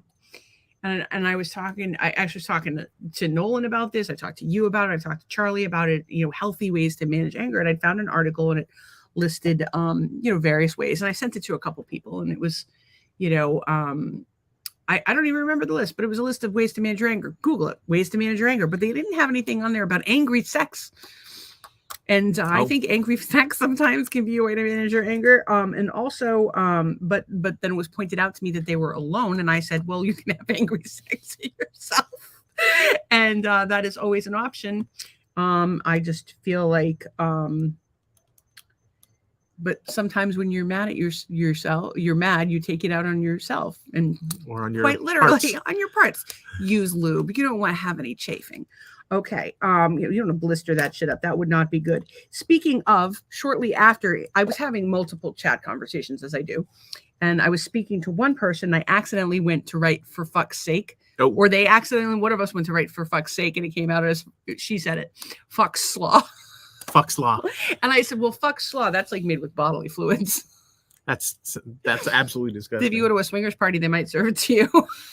That's why we're, as much as we have flamingos and we're fascinated by y'all, We ain't I going actually to bought a parties. I pineapple. don't want your I fuck actually bought a slaw. pineapple today. You wanted a pineapple. wanna I didn't eat ask a questions. pineapple. I don't want to, but fuck slaw. That sounds gross. I mean, unless you're into that kind of thing, whatever makes you happy. Cabbage is fetish, apparently. I don't know. And then, okay, I have a deeply personal story. Not like one of those deeply personal stories where I start crying and you guys are like, oh my God, is she okay? And I get 50 messages with people being like, if you ever need somebody to talk to, we're here. And here's the number for a suicide hotline. No, just like a normal conversation about a problem in my life. Not fuck straw, although fucking straw would be a whole other problem. You would have a fuck straw. Is that what they use to inseminate? A fuck straw? That would be it. That's an appropriate name for that. I'm copywriting that. Well, actually, Anne should copyright it. It was her idea. Yeah. Fuck straw. So, Doug and I had some sex over the weekend. It was delightful. Oh, thanks for sharing. Well, it's not like I tell them every time we have sex, but you do actually. When there's no, I do not tell them every time we have sex, but I do tell them when I have an interesting story that pertains to our sex. I didn't know. I don't remember. So we were doing some sex stuff, and it was after the Celtics game, and I was already in bed. I wasn't feeling well. Doug had watched the Celtics game, and I was like, this hurts, that hurts. And if you rub that, maybe you can put your dick in the hole. And so he got some oil. And it's called ROI, people. You start, it's a return on investment. You know. So he started out, he was doing all like the slow love me. I'm just laying on my stomach watching TikTok, trying not to slip my fucking wrists. I'm already embarrassed. He's giving me a nice foot rub with some oil and did both my feet, multiple times, did my ankles, worked his way up, did all of the stuff. Got his face up in there, fingers up in there, you name it, he was doing the stuff. Why do you have that look on your face? Is that not true? I think it's a little bit of oversharing, but whatever. But there's a reason, and it's educational. Okay. It's fucking educational. Right. So better be. Better be. So he's doing a great job, but at some point, my parts start to get sore, particularly my clitoris. My labia minora are sore, and so I'm like, stop that. Do the other things that you were doing. And so I grabbed a personal massager. I grabbed a personal massager, put it on my labia so I could on my clit so I could still have some simulation there, right? But the problem is, see, this is what your iPad would be good for. Parental advisory warning. They can't see that. You need a Sharpie. Wait. That's that way. Okay. Sorry, I put the arrow going the wrong way. Okay, so that's not the point. The point is I have my labia minora are big. They stick out a lot. And so what happened is I would get my vibrator on the clit, and Doug's doing his thing. He's doing everything right, and I'm ready for his big action to come in. What do you call it? Big action. What do we call it? Well, your big action. His John Thomas. Oh what is your John Thomas? Nobody cares about this. No, but it's so I was having. This is a story. Okay. So I would put my vibrator on it, and my clit would like run away. It was like, nope, I'm going over here. Like I would get it right where I wanted it, and it would move to the side. So I tried to find myself some sort of nice flat vibrating thing that I could push up in there for my goddamn wandering clit, and I ordered something. So she got a spatula from the kitchen. I did not duct taped it onto her existing device. I did not. That would have been a good idea. Why didn't you tell me that at the time? I just came up with that. So anyway, I ordered something for $23.99. We'll see if it works. Because you get what you pay for. Sometimes you get sore. Sometimes you'll no matter how much lube you lose. Anyway, I had a good time. It was a good time. Thank you. Good job. You did. You eventually went in the hole. You did a great job. I appreciate it. You got your ROI. I did. That's ROI. You, as Tracy says, ROI is right. Give a little, get a little. I'd like to think that he gave a lot and got a lot. So some gave all. Everybody wins. Yes. Kevin's chiming in. This is our friend Kevin who does scrap pickup. I only charge for refrigerators, freezers, and AC units because we have to pay to get rid of them. Seems that the federal government deemed the Freon gas hazardous, but otherwise we don't charge. And we still don't take ex-wives and ex-husbands, freaking teenagers. Hey guys. So Kevin actually came when we were moving from our Surfside house to our temporary house, but before we moved to the Marshfield house, but before we moved to Florida, that's right, we're gypsies. We took the inside out of our baby grand piano that we got for free. Our friend Bobby put shelves in it. We have this beautiful piano shelf now, although Bobby took it a little overboard with the shelves. We were just like slap some pieces of wood in there. He rebuilt the whole fucking thing. It was a whole thing. But anyway, Kevin is like, Stacey, are you on fucking crack? I'm not taking this something. And I'm like, listen to me, Kevin. you know how much money you're going to get for this? It's cast iron. It weighs a ton. You'll get a bunch of money for it. So we got it in pieces and brought it out of the house on a dolly, and it was done. And reluctantly, and I think Kevin almost killed me that day. But he's a good sport. I believe and I a helped. great guy. I helped carry some stuff that day. I believe you did. I think we were in it together. Ian is saying poor Doug. Are you saying poor Doug because I talk about his glorious cock on the internet? It's not like I'm up here going, my husband's dick is like this big and he doesn't know what to do with it and it's terrible. No, it's now somebody's going to edit that out and make it seem like bad. Okay. What do you give a shit? I don't give a crap. Are you planning on having sex with anybody but me?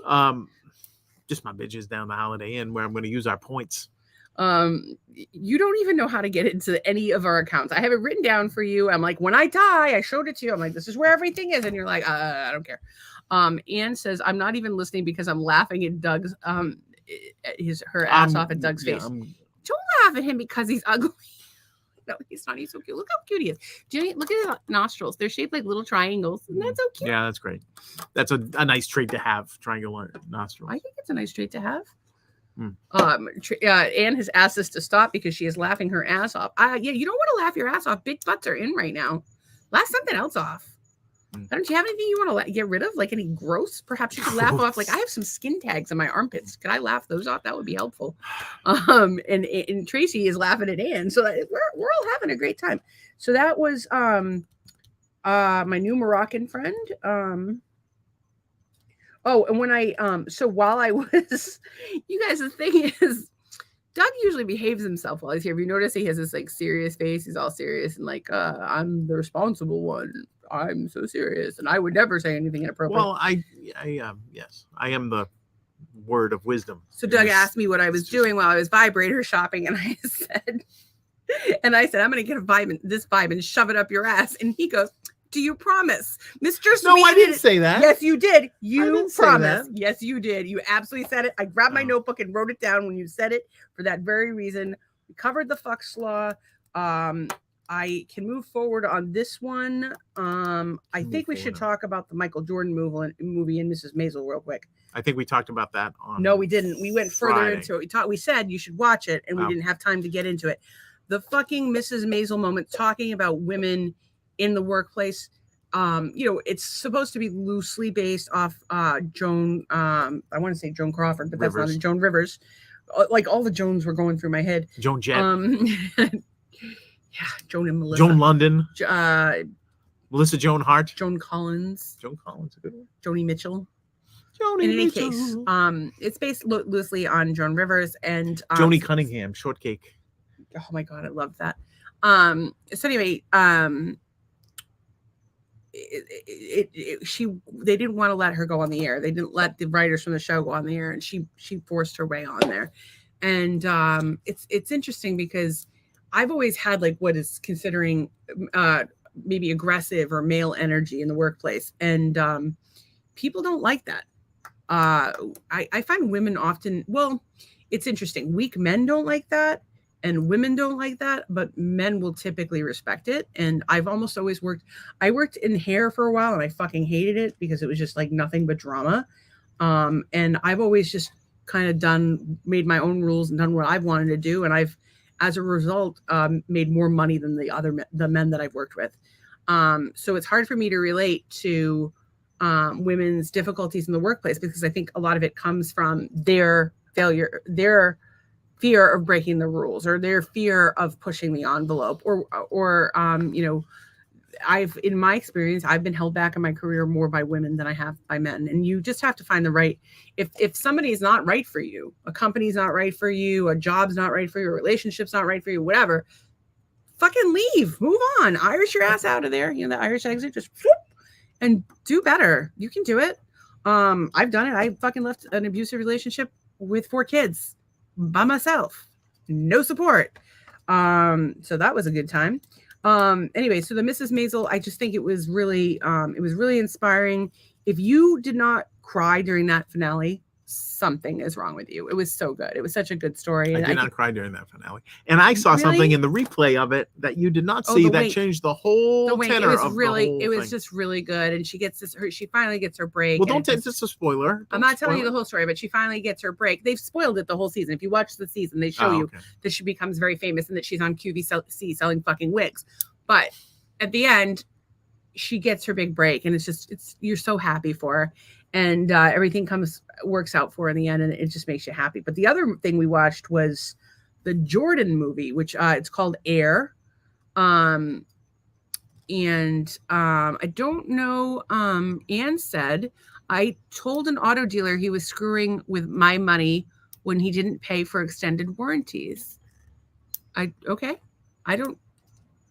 not really sure where we're going with that, but let me know.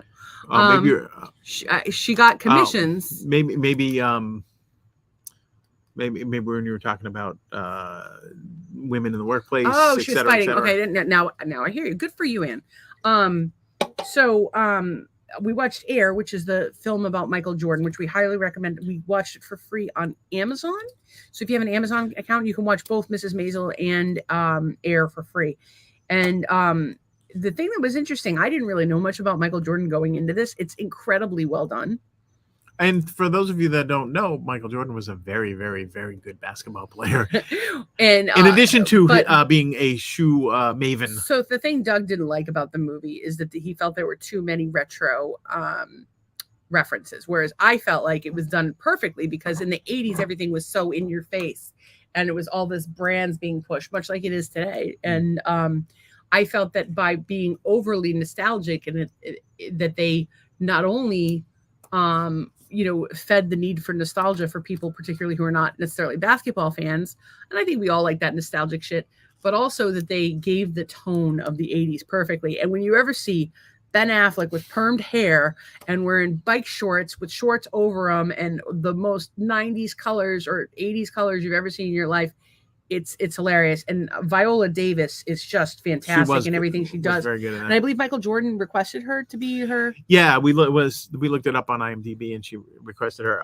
The thing that like just about, if any of you remember the 80s, and I'm sure you do, just like the brass and glass, the wood grain, that like oak wood grain, like just the bad tufted leather. Well, but then like, there was also all just the like, stuff.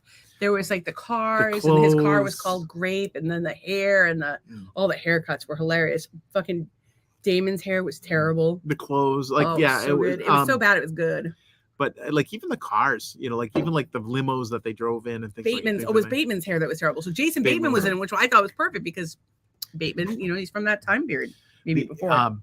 But yeah, it was like thinking back, like, if, I started working in the 80s, right? And what offices were like and what, what the computers were like back then and what like filing and phones and people smoking in the office. And it was just interesting to say. It's sort of like it brought back some bad memories. There was smoking in the office, and I don't think there was showed on Mrs. any, Maisel. but yeah. But and I think that was definitely beyond the time of smoking in the office. But some of the things that were interesting for me was that watch the movie because it's fucking great, and you will cry when you watch this movie. You cried.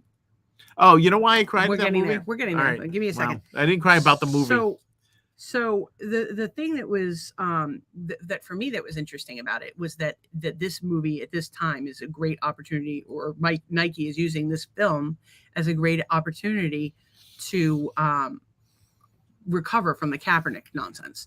And however you stood about that, it hurt their bottom line. Yeah, but I don't think Nike had anything to do with this movie.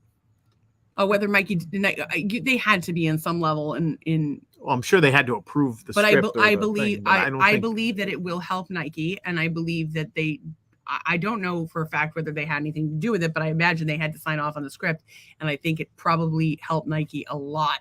But Nike signed Kaepernick after the incident, I believe, and had that commercial. So they did, but the fact that he signed them after the incident is why a lot of people would no longer shop Nike.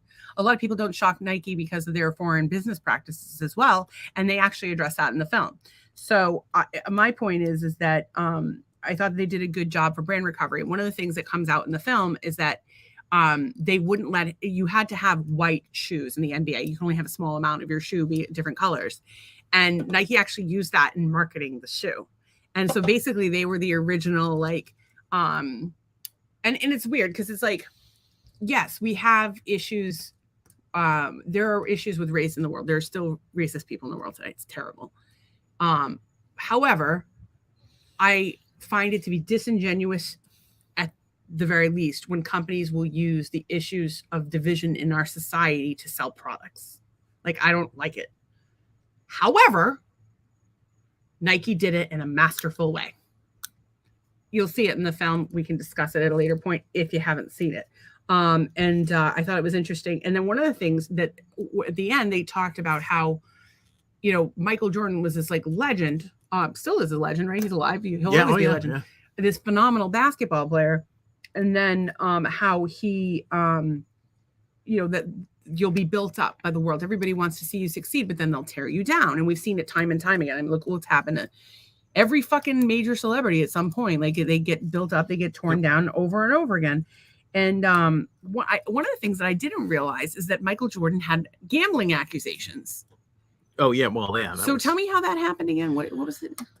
Well, it never really came out, but the prevailing thought was that he had a gambling problem, and they had sent him to play the MLB for like it involved. It's sort of, they think it may have involved the NBA, and then miraculously he takes a break from basketball and goes and plays baseball for a little while.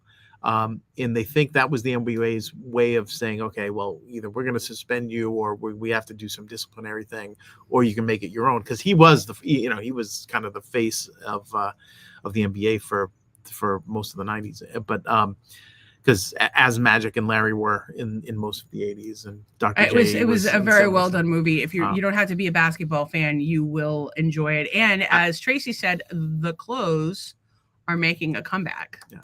And Ann said she agrees Nike was involved somehow. I actually just pulled it up to see, but I will say, about Michael Jordan's I will say what I enjoyed about it, right? So they hear, I think it was on a Thursday or Friday or something like that the Jordans are coming on Monday. So they have the weekend to design the greatest basketball shoe ever, put this pitch together, get a video ready. So it kind of hit home with me because of my deadline driven kind of job and things like that. Plus, there's a creativity thing involved. And so they go down to the basement where this kind of weirdo guy was the shoe designer and, lives and breathes shoes and things like that. And it was almost like they make it like it was a shining moment, it was his destiny to design a shoe. But in the movie, so he designs the shoe and he talks about the NBA not allowing a certain amount of anything over 31% or something like that color. And so it was like a very good like team effort. And then later, like he came up with the idea of Air Jordan, and there was like some dispute about that. So all this is going on, and we're looking it up on IMDb to find out if it's factual, whatever. But in the later stages, they show him like sketching the silhouette logo of Jordan with the ball from like the slam dunk contest, and I got a little teary on that because that was just the logo. It was genius, right? So my take on logo and branding, right, is there's a perfect solution. Like every logo has a perfect execution, and sometimes it doesn't mean anything. The swoosh doesn't mean anything, but Nike means something, but the swoosh didn't. The swoosh means it's a sound. The swoosh, yeah. But at the time they didn't. It was a running shoe originally. They but like. Sometimes a logo will have the perfect execution, and then Michael Jordan was it. And but that silhouette, I mean, you put that silhouette on anything, it's like the Coke script logo or the McDonald's arches or and even but think about, in contrast to that, Pepsi's been dicking around with their logo for years, trying to be current, trying to be they just never nailed it. Do it right, do it once. Right. Tell me that, and we actually changed our logo right out the gate. And I sometimes I feel like, for the purposes of what we're doing, it would be better to have like a simpler logo, because like we have the flamingo on the water. Like if I talked to Risa about ordering t-shirts, and I thought how do we, you can't screen print that on a t-shirt. Well, you could do that in two color. You can just the white and the pink and the white black. And the pink, yeah, and let the black and put on a black shirt but then you wouldn't see the nose of the flamingo. You would either outline. There's always ways around that. There's always ways to alter the artwork. So it's something to consider. Tracy, but I think that you've done some fantastic logos. I have done a few logos that I am very, very proud of. Situate, I thought you should actually both logos you did for Christina were fantastic. Vitamin C Chiropractic and it was Situate Harbor Chiropractic. Both of her logos, I thought they were both fantastic. You did one for Zach that was great. And I don't even think about your corporate stuff. Well, that's the thing with me. I always feel that my best work is ahead of me, which is, because you're always, kind of chasing that. Although you just did some stuff for Bruce that was fantastic. I did. And it actually, the good thing about that work was that it was very well received and people were coming up and asking for copies of it, which was pretty good. So Tracy wanted to be like, so she wanted to be like Mike, and she played basketball for years, and she looked up to him mostly because he's her fave of the NBA. I actually got to shoot free throws with Danny Ainge, Kevin McHale, and Larry Bird as a kid. It was awesome. You never told me about Larry Bird. Oh yeah. When did you tell me? How do you not tell me this after 10 years of marriage? I had the card somewhere. I had a signed Kevin McHale card for my birthday. It was awesome. But tell me. She shoots baskets with. So, but here's the thing that's bothering me about the Michael Jordan thing is, so Michael Jordan had these gambling accusations allegedly, and he was out playing baseball for a couple of years. And my fucking pal, Pete Rose, is still not in the Baseball Hall of Fame, and I have a fucking problem with that. Well, Michael Jordan is not in the Baseball Hall of Fame either, but he is in the Basketball Hall of Fame. As well, he should be. Well, so Pete Rose should be in the Baseball Hall of Fame. I will say this about Michael Jordan, and Tracy, to your point, when I grew up in the 70s, Muhammad Ali was a celebrity that, he was a 3-4 time champion, whatever. He was the greatest. He told you so. But his career spanned from the 60s to the 70s. He probably last fight was maybe 1980. But he was ubiquitous. He would be on Carson, he would be on all these talk shows, and everybody just loved the guy. The only person who's really come close to that, I think, in my lifetime has been Jordan. Everybody loved Jordan. Jordan was just head and shoulders above everybody, and just great. O.J. Simpson is in the fucking NFL Hall of Fame, and Pete Rose is not in the NFL. O.J. Simpson. All right, I will just say this: O.J. Simpson was in the Hall of Fame for what he did on the field. And his dalliances with whatever happened very, very much later. And so the NFL, looking at it, said, well... Okay, but how many of these football players beat their wives and shit and they're in the fucking Hall of Fame? I mean, I'm just saying. No. Well, but the thing is it about character? Or is it about what they do in the sport? But so here's the thing. You're absolutely right. So if Pete Rose gambled on baseball, which they think he did, he's banned for life. Whereas Jordan... I don't know what it never came out what he actually did, but I've heard some things that Jordan did some not so great stuff. And actually there's a conspiracy theory that Michael Jordan is the father of Jimmy Butler, who is playing for Miami. And there's this whole thing, none of Michael Jordan's actual kids from his marriage are tall. Jimmy Butler's tall. None of them play basketball. This guy plays basketball. You can kind of look. And yes, it's the half, and the Celtics are down by 11. So that's not so good. Their three-point shooting is at 19% to Miami's 47%. Not a good look. That's exactly what happened in the last game. They were not hitting from three. So they got to come out in the second half, start sinking those threes. And I don't know why I'm telling you people, because you really don't. If they cared about basketball, they'd be watching right now. Ann says that you're correct. She went through the meanings behind logos. I bet you went through some meanings of some logos in the corporate world and had some concerns. I know I have. And Tracy says that it was branding genius with Air Jordans. Watch the fucking film. It's everything about it, and the amount of fucking money they've made on it, and good for them and good for Mrs. Jordan. I mean, can I just tell you, all I could think to myself is, was I a mother like Mrs. Jordan? And how can I have a mother like Mrs. Jordan? She was fucking fantastic. I think I was a mother like Mrs. Jordan, maybe not as calm and cool, but definitely in the expecting more of my children. And the thing that was interesting about it is she was a manifester, and you hear her in the movie undoubtedly say, my son is going to win you titles. My son is going to do this. My son is going to do that. I know my son. And I think that's the attitude we all need to approach every day of our lives with, not just for our children. And of course you should do that for your children, but you should do it for yourself too, and your partner and your friends. And that, that's what I tried to do for you guys. And I hope you know how much I appreciate all of you and how fucking proud I am of you all. You're all doing different stuff and you're just fucking killing it. I'm just so proud to know every one of you guys. And you know, if you're watching this and you're not like part of the daily grind of it all, or you're watching later, just know that like there's a community here for you. People want to support you. They want to be your friend. They want to be positive. They want to lift you up. I don't know what more you can ask for in life. And then Tracy said, actually, you can screen print with multiple colors of pink. Yeah, but so it would be, our logo is pink. It's really pink, white, and aqua, if you think about it. Pink, white, black, and aqua. What's the aqua? The water, the pool water. Yeah, but so and the logo, it's in the pool's not. But if you were going to, but it would just otherwise be a floating flamingo. I would attach the flamingo to the logo in some sort of relation to make it work.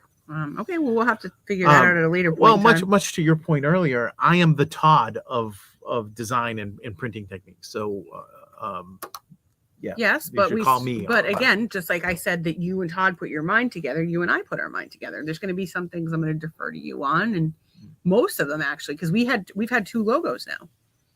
We did. We started with the praying mantis because we thought that really would be cool. funny because of the marital hate situation. So look at this. Nolan is here. Nolan, did you lay on the golf course like I told you to? I hope not, because I raised him better than that. Foolish behavior. Foolish behavior, especially when you're 20 years old, is encouraged. Perhaps you should climb into a tree and shave your legs with your cousin. I did that. Hang on. And look at how I turned out. Wait, what if he was rolling around on the grass with Casey? Good for him. He's and then got arrested, and he's saying hi from jail. Well, if he's Thank you, saying Stacey, hi from jail. Hey, can one of you guys go pick Nolan up from jail? Nolan and his boyfriend, can you guys pick him up from jail if they were in fact rolling around on the ground doing the nasty at Gimbals? We don't know what has happened. I think that they're more couth than that. I'm trying to get the kid to just lay on the ground as part of the song because I'm not there to do it. And I might have a stroke, and it would take a forklift to get me off the ground at this point. And you missed all the horrifying things your stepmother said today. A lot of bad. You're welcome. You're welcome. Avert your gaze. I love you guys so gaze. Much. Casey, we love you too. We cannot wait to meet you. And we love Wes, but he's not here. And we love my girls, but they're not here as far as I can tell. They might be. They would ever come. Lurking. Yeah, you can do it. I don't know what I can do. Oh, multiple scream. He'll do something and it'll come out beautiful. Mostly I need to find a t-shirt. I did order a tank top with a built-in bra today. We're going to see if it's going to fit. I'm not optimistic. Anne said she was going to ask if the praying mantis was the first idea. That wasn't very friendly. Well, it's not supposed to be very friendly because there's they mate and then they she bites his head off. I don't know if you've ever watched this podcast, but I can occasionally bite Doug's head off, and vice versa. By the way, he said a couple things that. Oh, I've just voiced my actual opinions and rather than agree with you, and that creates marital That's hate. actually not where the problem has come from. Oh. It's come from you cutting me off and being nasty or condescending. That's really where the problem has come. Well, marital hate. Yeah. Okay. So you're lucky you look nice with that mascara. Otherwise, you'd be all mad at right you. now. I'm not amused marital right hate. Marital hate. That's what the show is so about. Your wife is telling you that you hurt her feelings. Yes, and I believe I apologized at the time. Yes, but now you're making a joke about it. We live and we learn. It's love and let go, and live and let go. So you're sorry. Sorry. Say you care about my feelings. I do care about your feelings. Okay, thank you. I wanted to wish Lisa a happy birthday. We did that. Yep. You can have anyway, take out your anger in any various number of ways. But if you are going to take it on yourself, make sure you use extra lube or perhaps some sort of sex toy so you don't have chafing. And anything you put up your ass should have a flange. And what we have anything else? It's fucking 9:40. We got to do gratitude. And I had 2 other things. No, we already covered that. The only other thing I wanted to cover was the Insta messages. You guys are going to die laughing. We'll talk about it tomorrow. And so we have our gratitude. Did you write it down? No, the only thing I wrote was about the Indian guy draining a lake to retrieve his cell phone. That was the only thing I wrote down. Okay, so what do you have to be grateful for today, grateful Douglas? that a lot of folks showed up for this podcast tonight on a holiday. Way to wind down. Yeah, we didn't know if we were going to have anybody. I'm glad that Doug took good care of me today, minus like that last little thing right there. I didn't like that, but the rest of the day he snuggled me. He took care of me, and he went to the store. And oh my God, we have a meal hack for you. We're going to get to that. It's in my, it's my number 2 gratitude was my pub sub salad. Hear me out. I know you guys don't have Publix, but like Nolan will be here, Anne will be here. Tracy, come visit. Todd maybe will come visit. You go to Publix. Actually, there's an app you can order. So pub subs are a thing. Like if you've gone on the internet, you know pub subs, Publix. Everybody goes to Publix for pub subs. You can order a pub sub on your phone. And when you order it, what you do is say, no bun, and you get lettuce or spinach. I get spinach because I don't like that wilty ass lettuce. And yes, I wish it was organic, Wilty but ass. you order an Italian sandwich, an Italian sub with everything. You get your meat, your cheese, olives, banana peppers, cucumbers, pickles. You get all that shit. Tomatoes, you get all that shit with spinach. You tell them you want mayo. You tell them you want mustard. And in a perfect world, they would have Subway style, drizzle that shit. They throw a glop in there. That's okay. You're just going to toss your salad. Just going to toss your salad. You tell them to put salt, pepper, and oregano. And you have the best antipasto. And it was what? $10? It would have made 2, 3, or even 4 sandwiches. You could make it last more than a day. I ate it for dinner and lunch today. And Doug had a little bit. And you had a meatball sub. How was your meatball sub? It was cold by the time I got home because I picked it up while I was shopping, and then I still had a bunch of shopping to do. Then by the time I got it home, it was kind of cold and soggy, but it was tasty. And I have the other half in there to heat up and eat at some point. So, but I had their Italian, but the Italian bowl, the way I did it was the truth. I had the Italian last week. It was very on good. the Italian seeded bread or whatever it was, and that was excellent. But what did you think about the bowl? The bowl was impressive. Yeah. If you're trying to cut carbs or if you're trying to meal prep, that was grab one, eat it for 2 days. Or if you want to put it in a pita or on a bread, that's the way to go. But I'm grateful for that. I'm also grateful for cannabis because I would not have gotten through today without it. 2 doses. Not really feeling high at all, but you know, it could happen. I might go for a little swim though. Oh. Although I probably shouldn't because of my fucking shoulders, huh? Well, you don't want to swim. Maybe you want to float around and get in the water and I swim. That's right. I am thankful for our little jaunt yesterday. We had the washing machine in the back of the Jeep, and we stopped at this new, relatively new supermarket called Sprouts, which had like good stuff. Basically Whole Foods. But smaller. And yeah, it's a little smaller. And what was the item? I got a big thing of coconut water because I was thirsty because it was hot yesterday. It was 96 in the Jeep, and I drank that and I filled myself with electrolytes and potassium, and it was fantastic.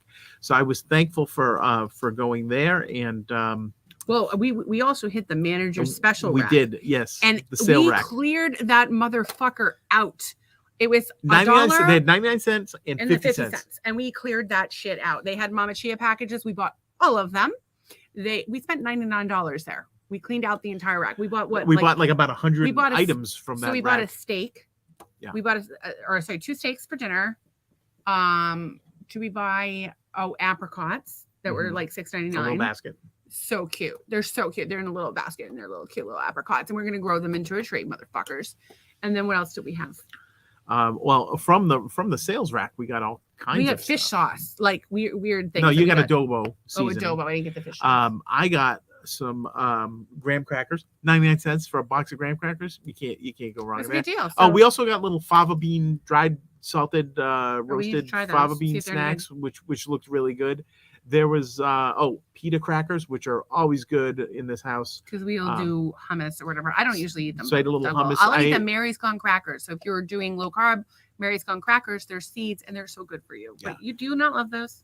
The Mary's Gone crackers, they kind of stick with you for a while. Like you taste them for like hours after you eat them. I find they're a little hard to chew because it's just seeds and tar. I love them, but I will say this. They are good.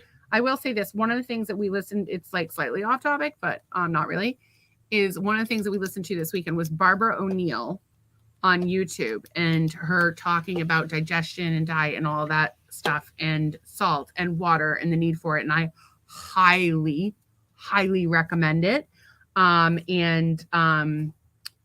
She talks about digestion and how we should not be drinking with our meals, because it dilutes your digestive enzymes. And especially for somebody like me who doesn't have a gallbladder, that's a concern. So, let's hydrate, sips all day long. We want to have electrolytes. She recommends Celtic salt. With every cup of water, you have a cup of or dash of Celtic salt on your tongue. That's basically what we've been doing, although Doug's not remembering his salt. No, I've done it a few times today. Good job.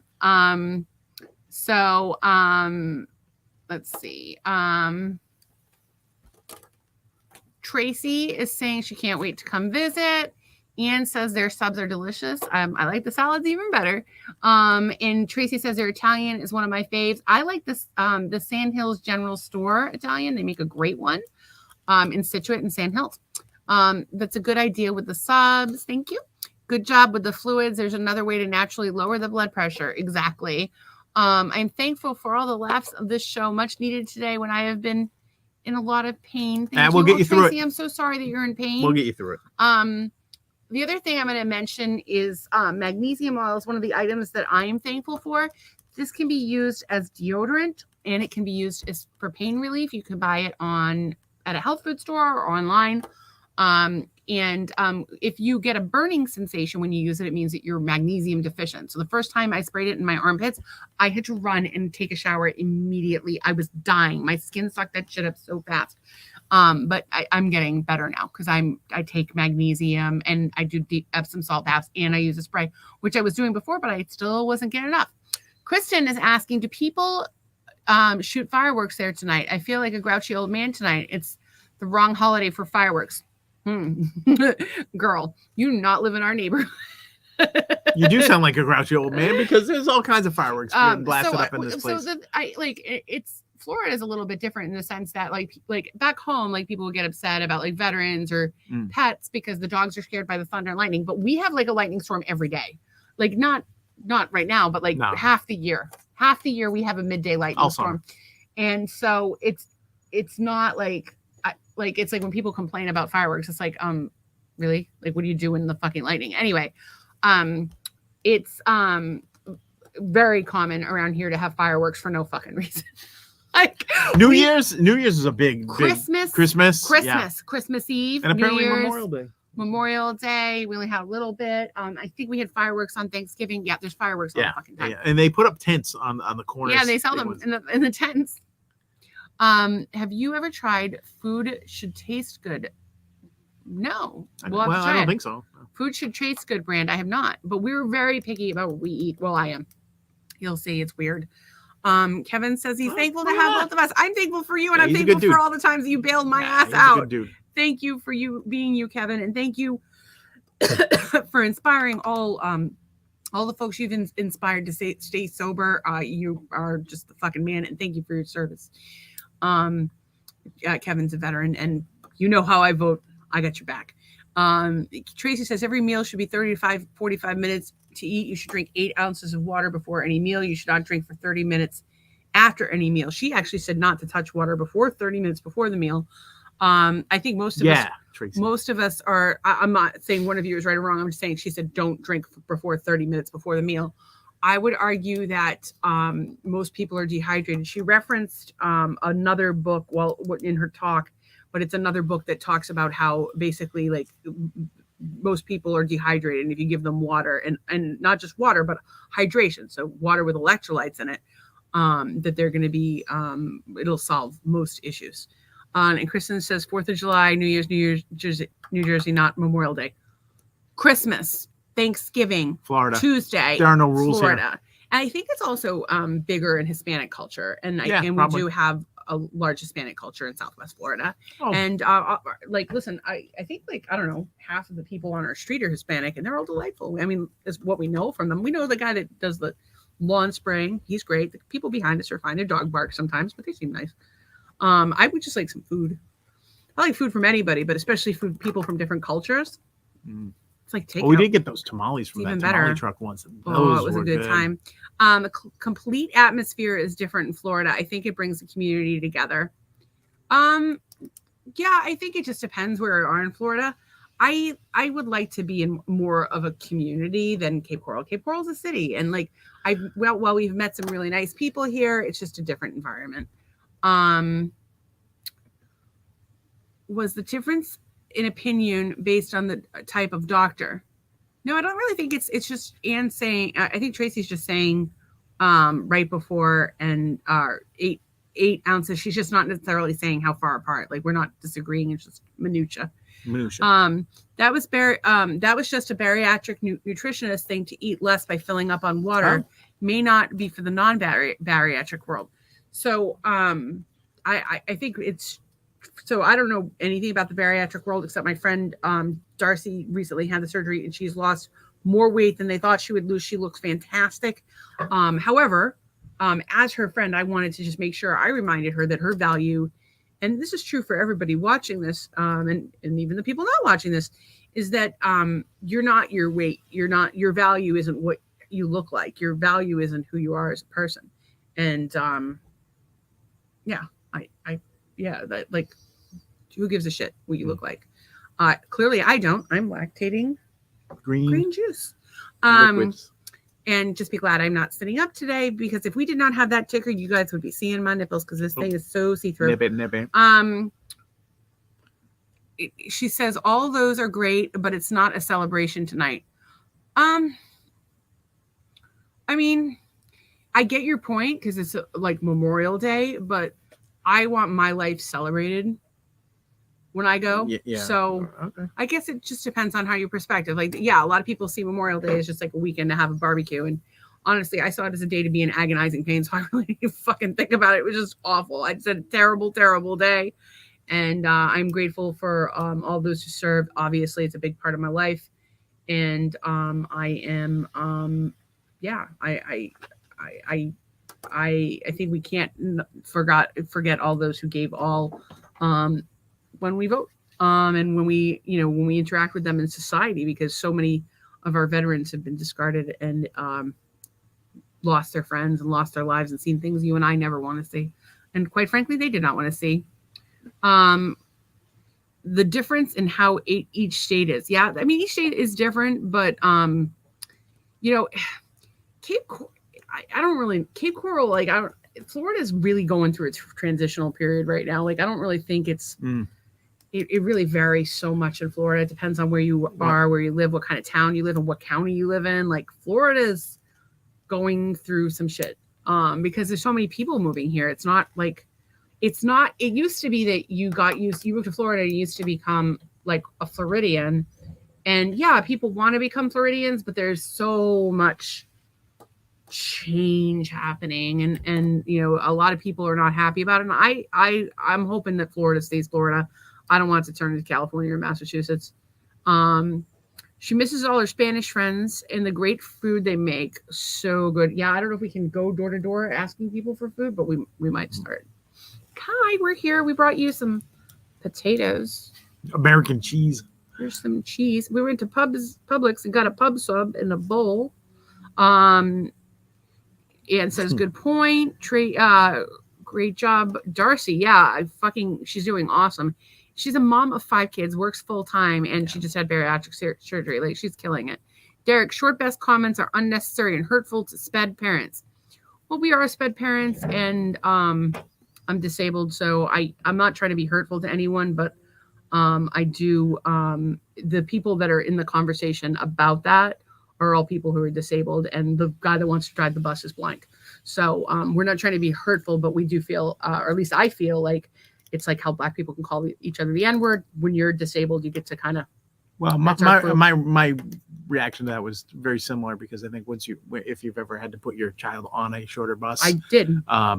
It really, yeah, it's a different thing. I don't know. I see where he's coming from. And I don't use that term. We don't want to hurt anyone's feelings, but the reality is we're all struggling with some pretty serious crap, and we are all disabled in one capacity or another. So I don't know. Kevin, who's from Massachusetts, says we light up fireworks because the sun came up, or the chickens laid some eggs, or because we feel like it. And he says it's a celebration of life. And Kristen says it's not, and you guys are allowed to disagree. Although Kevin's a veteran himself, a Vietnam veteran, and Kristen's a military wife. So you guys can fight it out if you want to.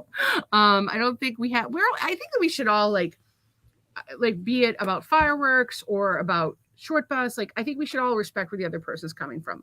Do you think that I want to offend anyone? No. Do I think that these people want to offend anyone? No, they're just doing their thing. It's not about you. What I do is not about you. What you do is not about me. Like, we're all just operating in our own zone. I'm happy to explain where I'm coming from with it. And where I'm coming from with it is it's a struggle for me. And I would never want to hurt anyone's feelings. But I ask you to look at my intentions. I don't think we have to mourn this holiday on this holiday, as life is for the living, and we will never forget. Yeah, I mean, if I were, I don't want people to be sad when I die. So I can't, I don't know. Like, you know, I don't know what the answer is, but I'm not going to tell anybody else what the answer is either, because I'm not here to be the boss of anyone. I just want everybody to have peace, love, and happiness. So if I don't, you know, I may not agree with you, but I'm going to respect your right and maybe ask you why you feel the way you do. And I can see why you feel that way. And I can see why people feel the way they feel. And I just feel differently. And we can respect our differences. Right? Sure. It was a lot different when I lived there, in Florida. I don't know what to tell you. And then we just got a Publix in walking distance. Woohoo! And your phone is blowing up. I believe you just got a message. That's why I didn't want to tie it to the computer, but I can sign out of it. Well, I had something I wanted to share with the class, and we're running up on time, but I guess we'll share it tomorrow. Yeah. And that means we did it for nothing, and Doug's been getting messages. So I'm really grateful that Lisa and Jeff invited us to their house for a cookout. Sorry we couldn't make it. We're grateful our friend Lenny had a birthday this weekend up the street.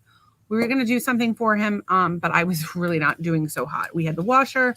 We tried to buy some ammo on the way home, and then I collapsed, and I was going to go this morning and ammo on the way to Costco. Present, so yeah, just now you spoiled the present. You said ammo, like you're going to buy ammo on the way home. Yes. I was clarifying that it wasn't for our. Yeah, but you just spoiled use. it. We might want to. Yeah, have but ammo. you said what it was. But now everybody knows we don't have any ammo. Okay, so here's the point. It's his birthday. We wish him a happy birthday. We're really, I'm grateful Tracy checked in on me today. We were fine, but it was nice. Thoughtful of her to check in. Thankful that Doug talked to George, because that always is good for him. He's a positive person who lifts Doug up. And of course, as always, so thankful for you guys. You give us something to look forward to. We like hanging out with you. Anne says, she says the same thing all the time. There's no way I want them to be sad when I die. All right, I won't be. We will. What will we do? Let us know what to do. And Kevin, veteran, honor the day in your own individual way. I don't remember veterans because we have Veterans Day. I also remember those who came before me, like my grandparents who came to this country from Italy and Ireland. Those are great points, Kevin. And I will say that everyone here is, I'm proud to say, are people that I personally know support veterans every single day of their lives. So we don't need a fucking holiday. Kind of like how in a real relationship, you don't need Valentine's Day. Like, it's a Hallmark holiday. Like, if you're treating your mother or your father right, like, you don't need Mother's Day. You don't need Father's Day, because every day is Mother's Day. Every day is Father's Day. I think you raise a valid point. Tracy says to feel better. She will be working 2 to 10 the next 2 nights. So we will be missing Tracy. We'll try to have bad shows the next 2 nights. We couldn't have a bad show if we tried. I'm sure we have. Somebody asked us recently what our favorite show is. And we were like, we don't know. We haven't watched them. Oh, we've hit the two-hour mark. Oh, shit. We got to go. Tracy, Anne's going to bring a container for the bullets.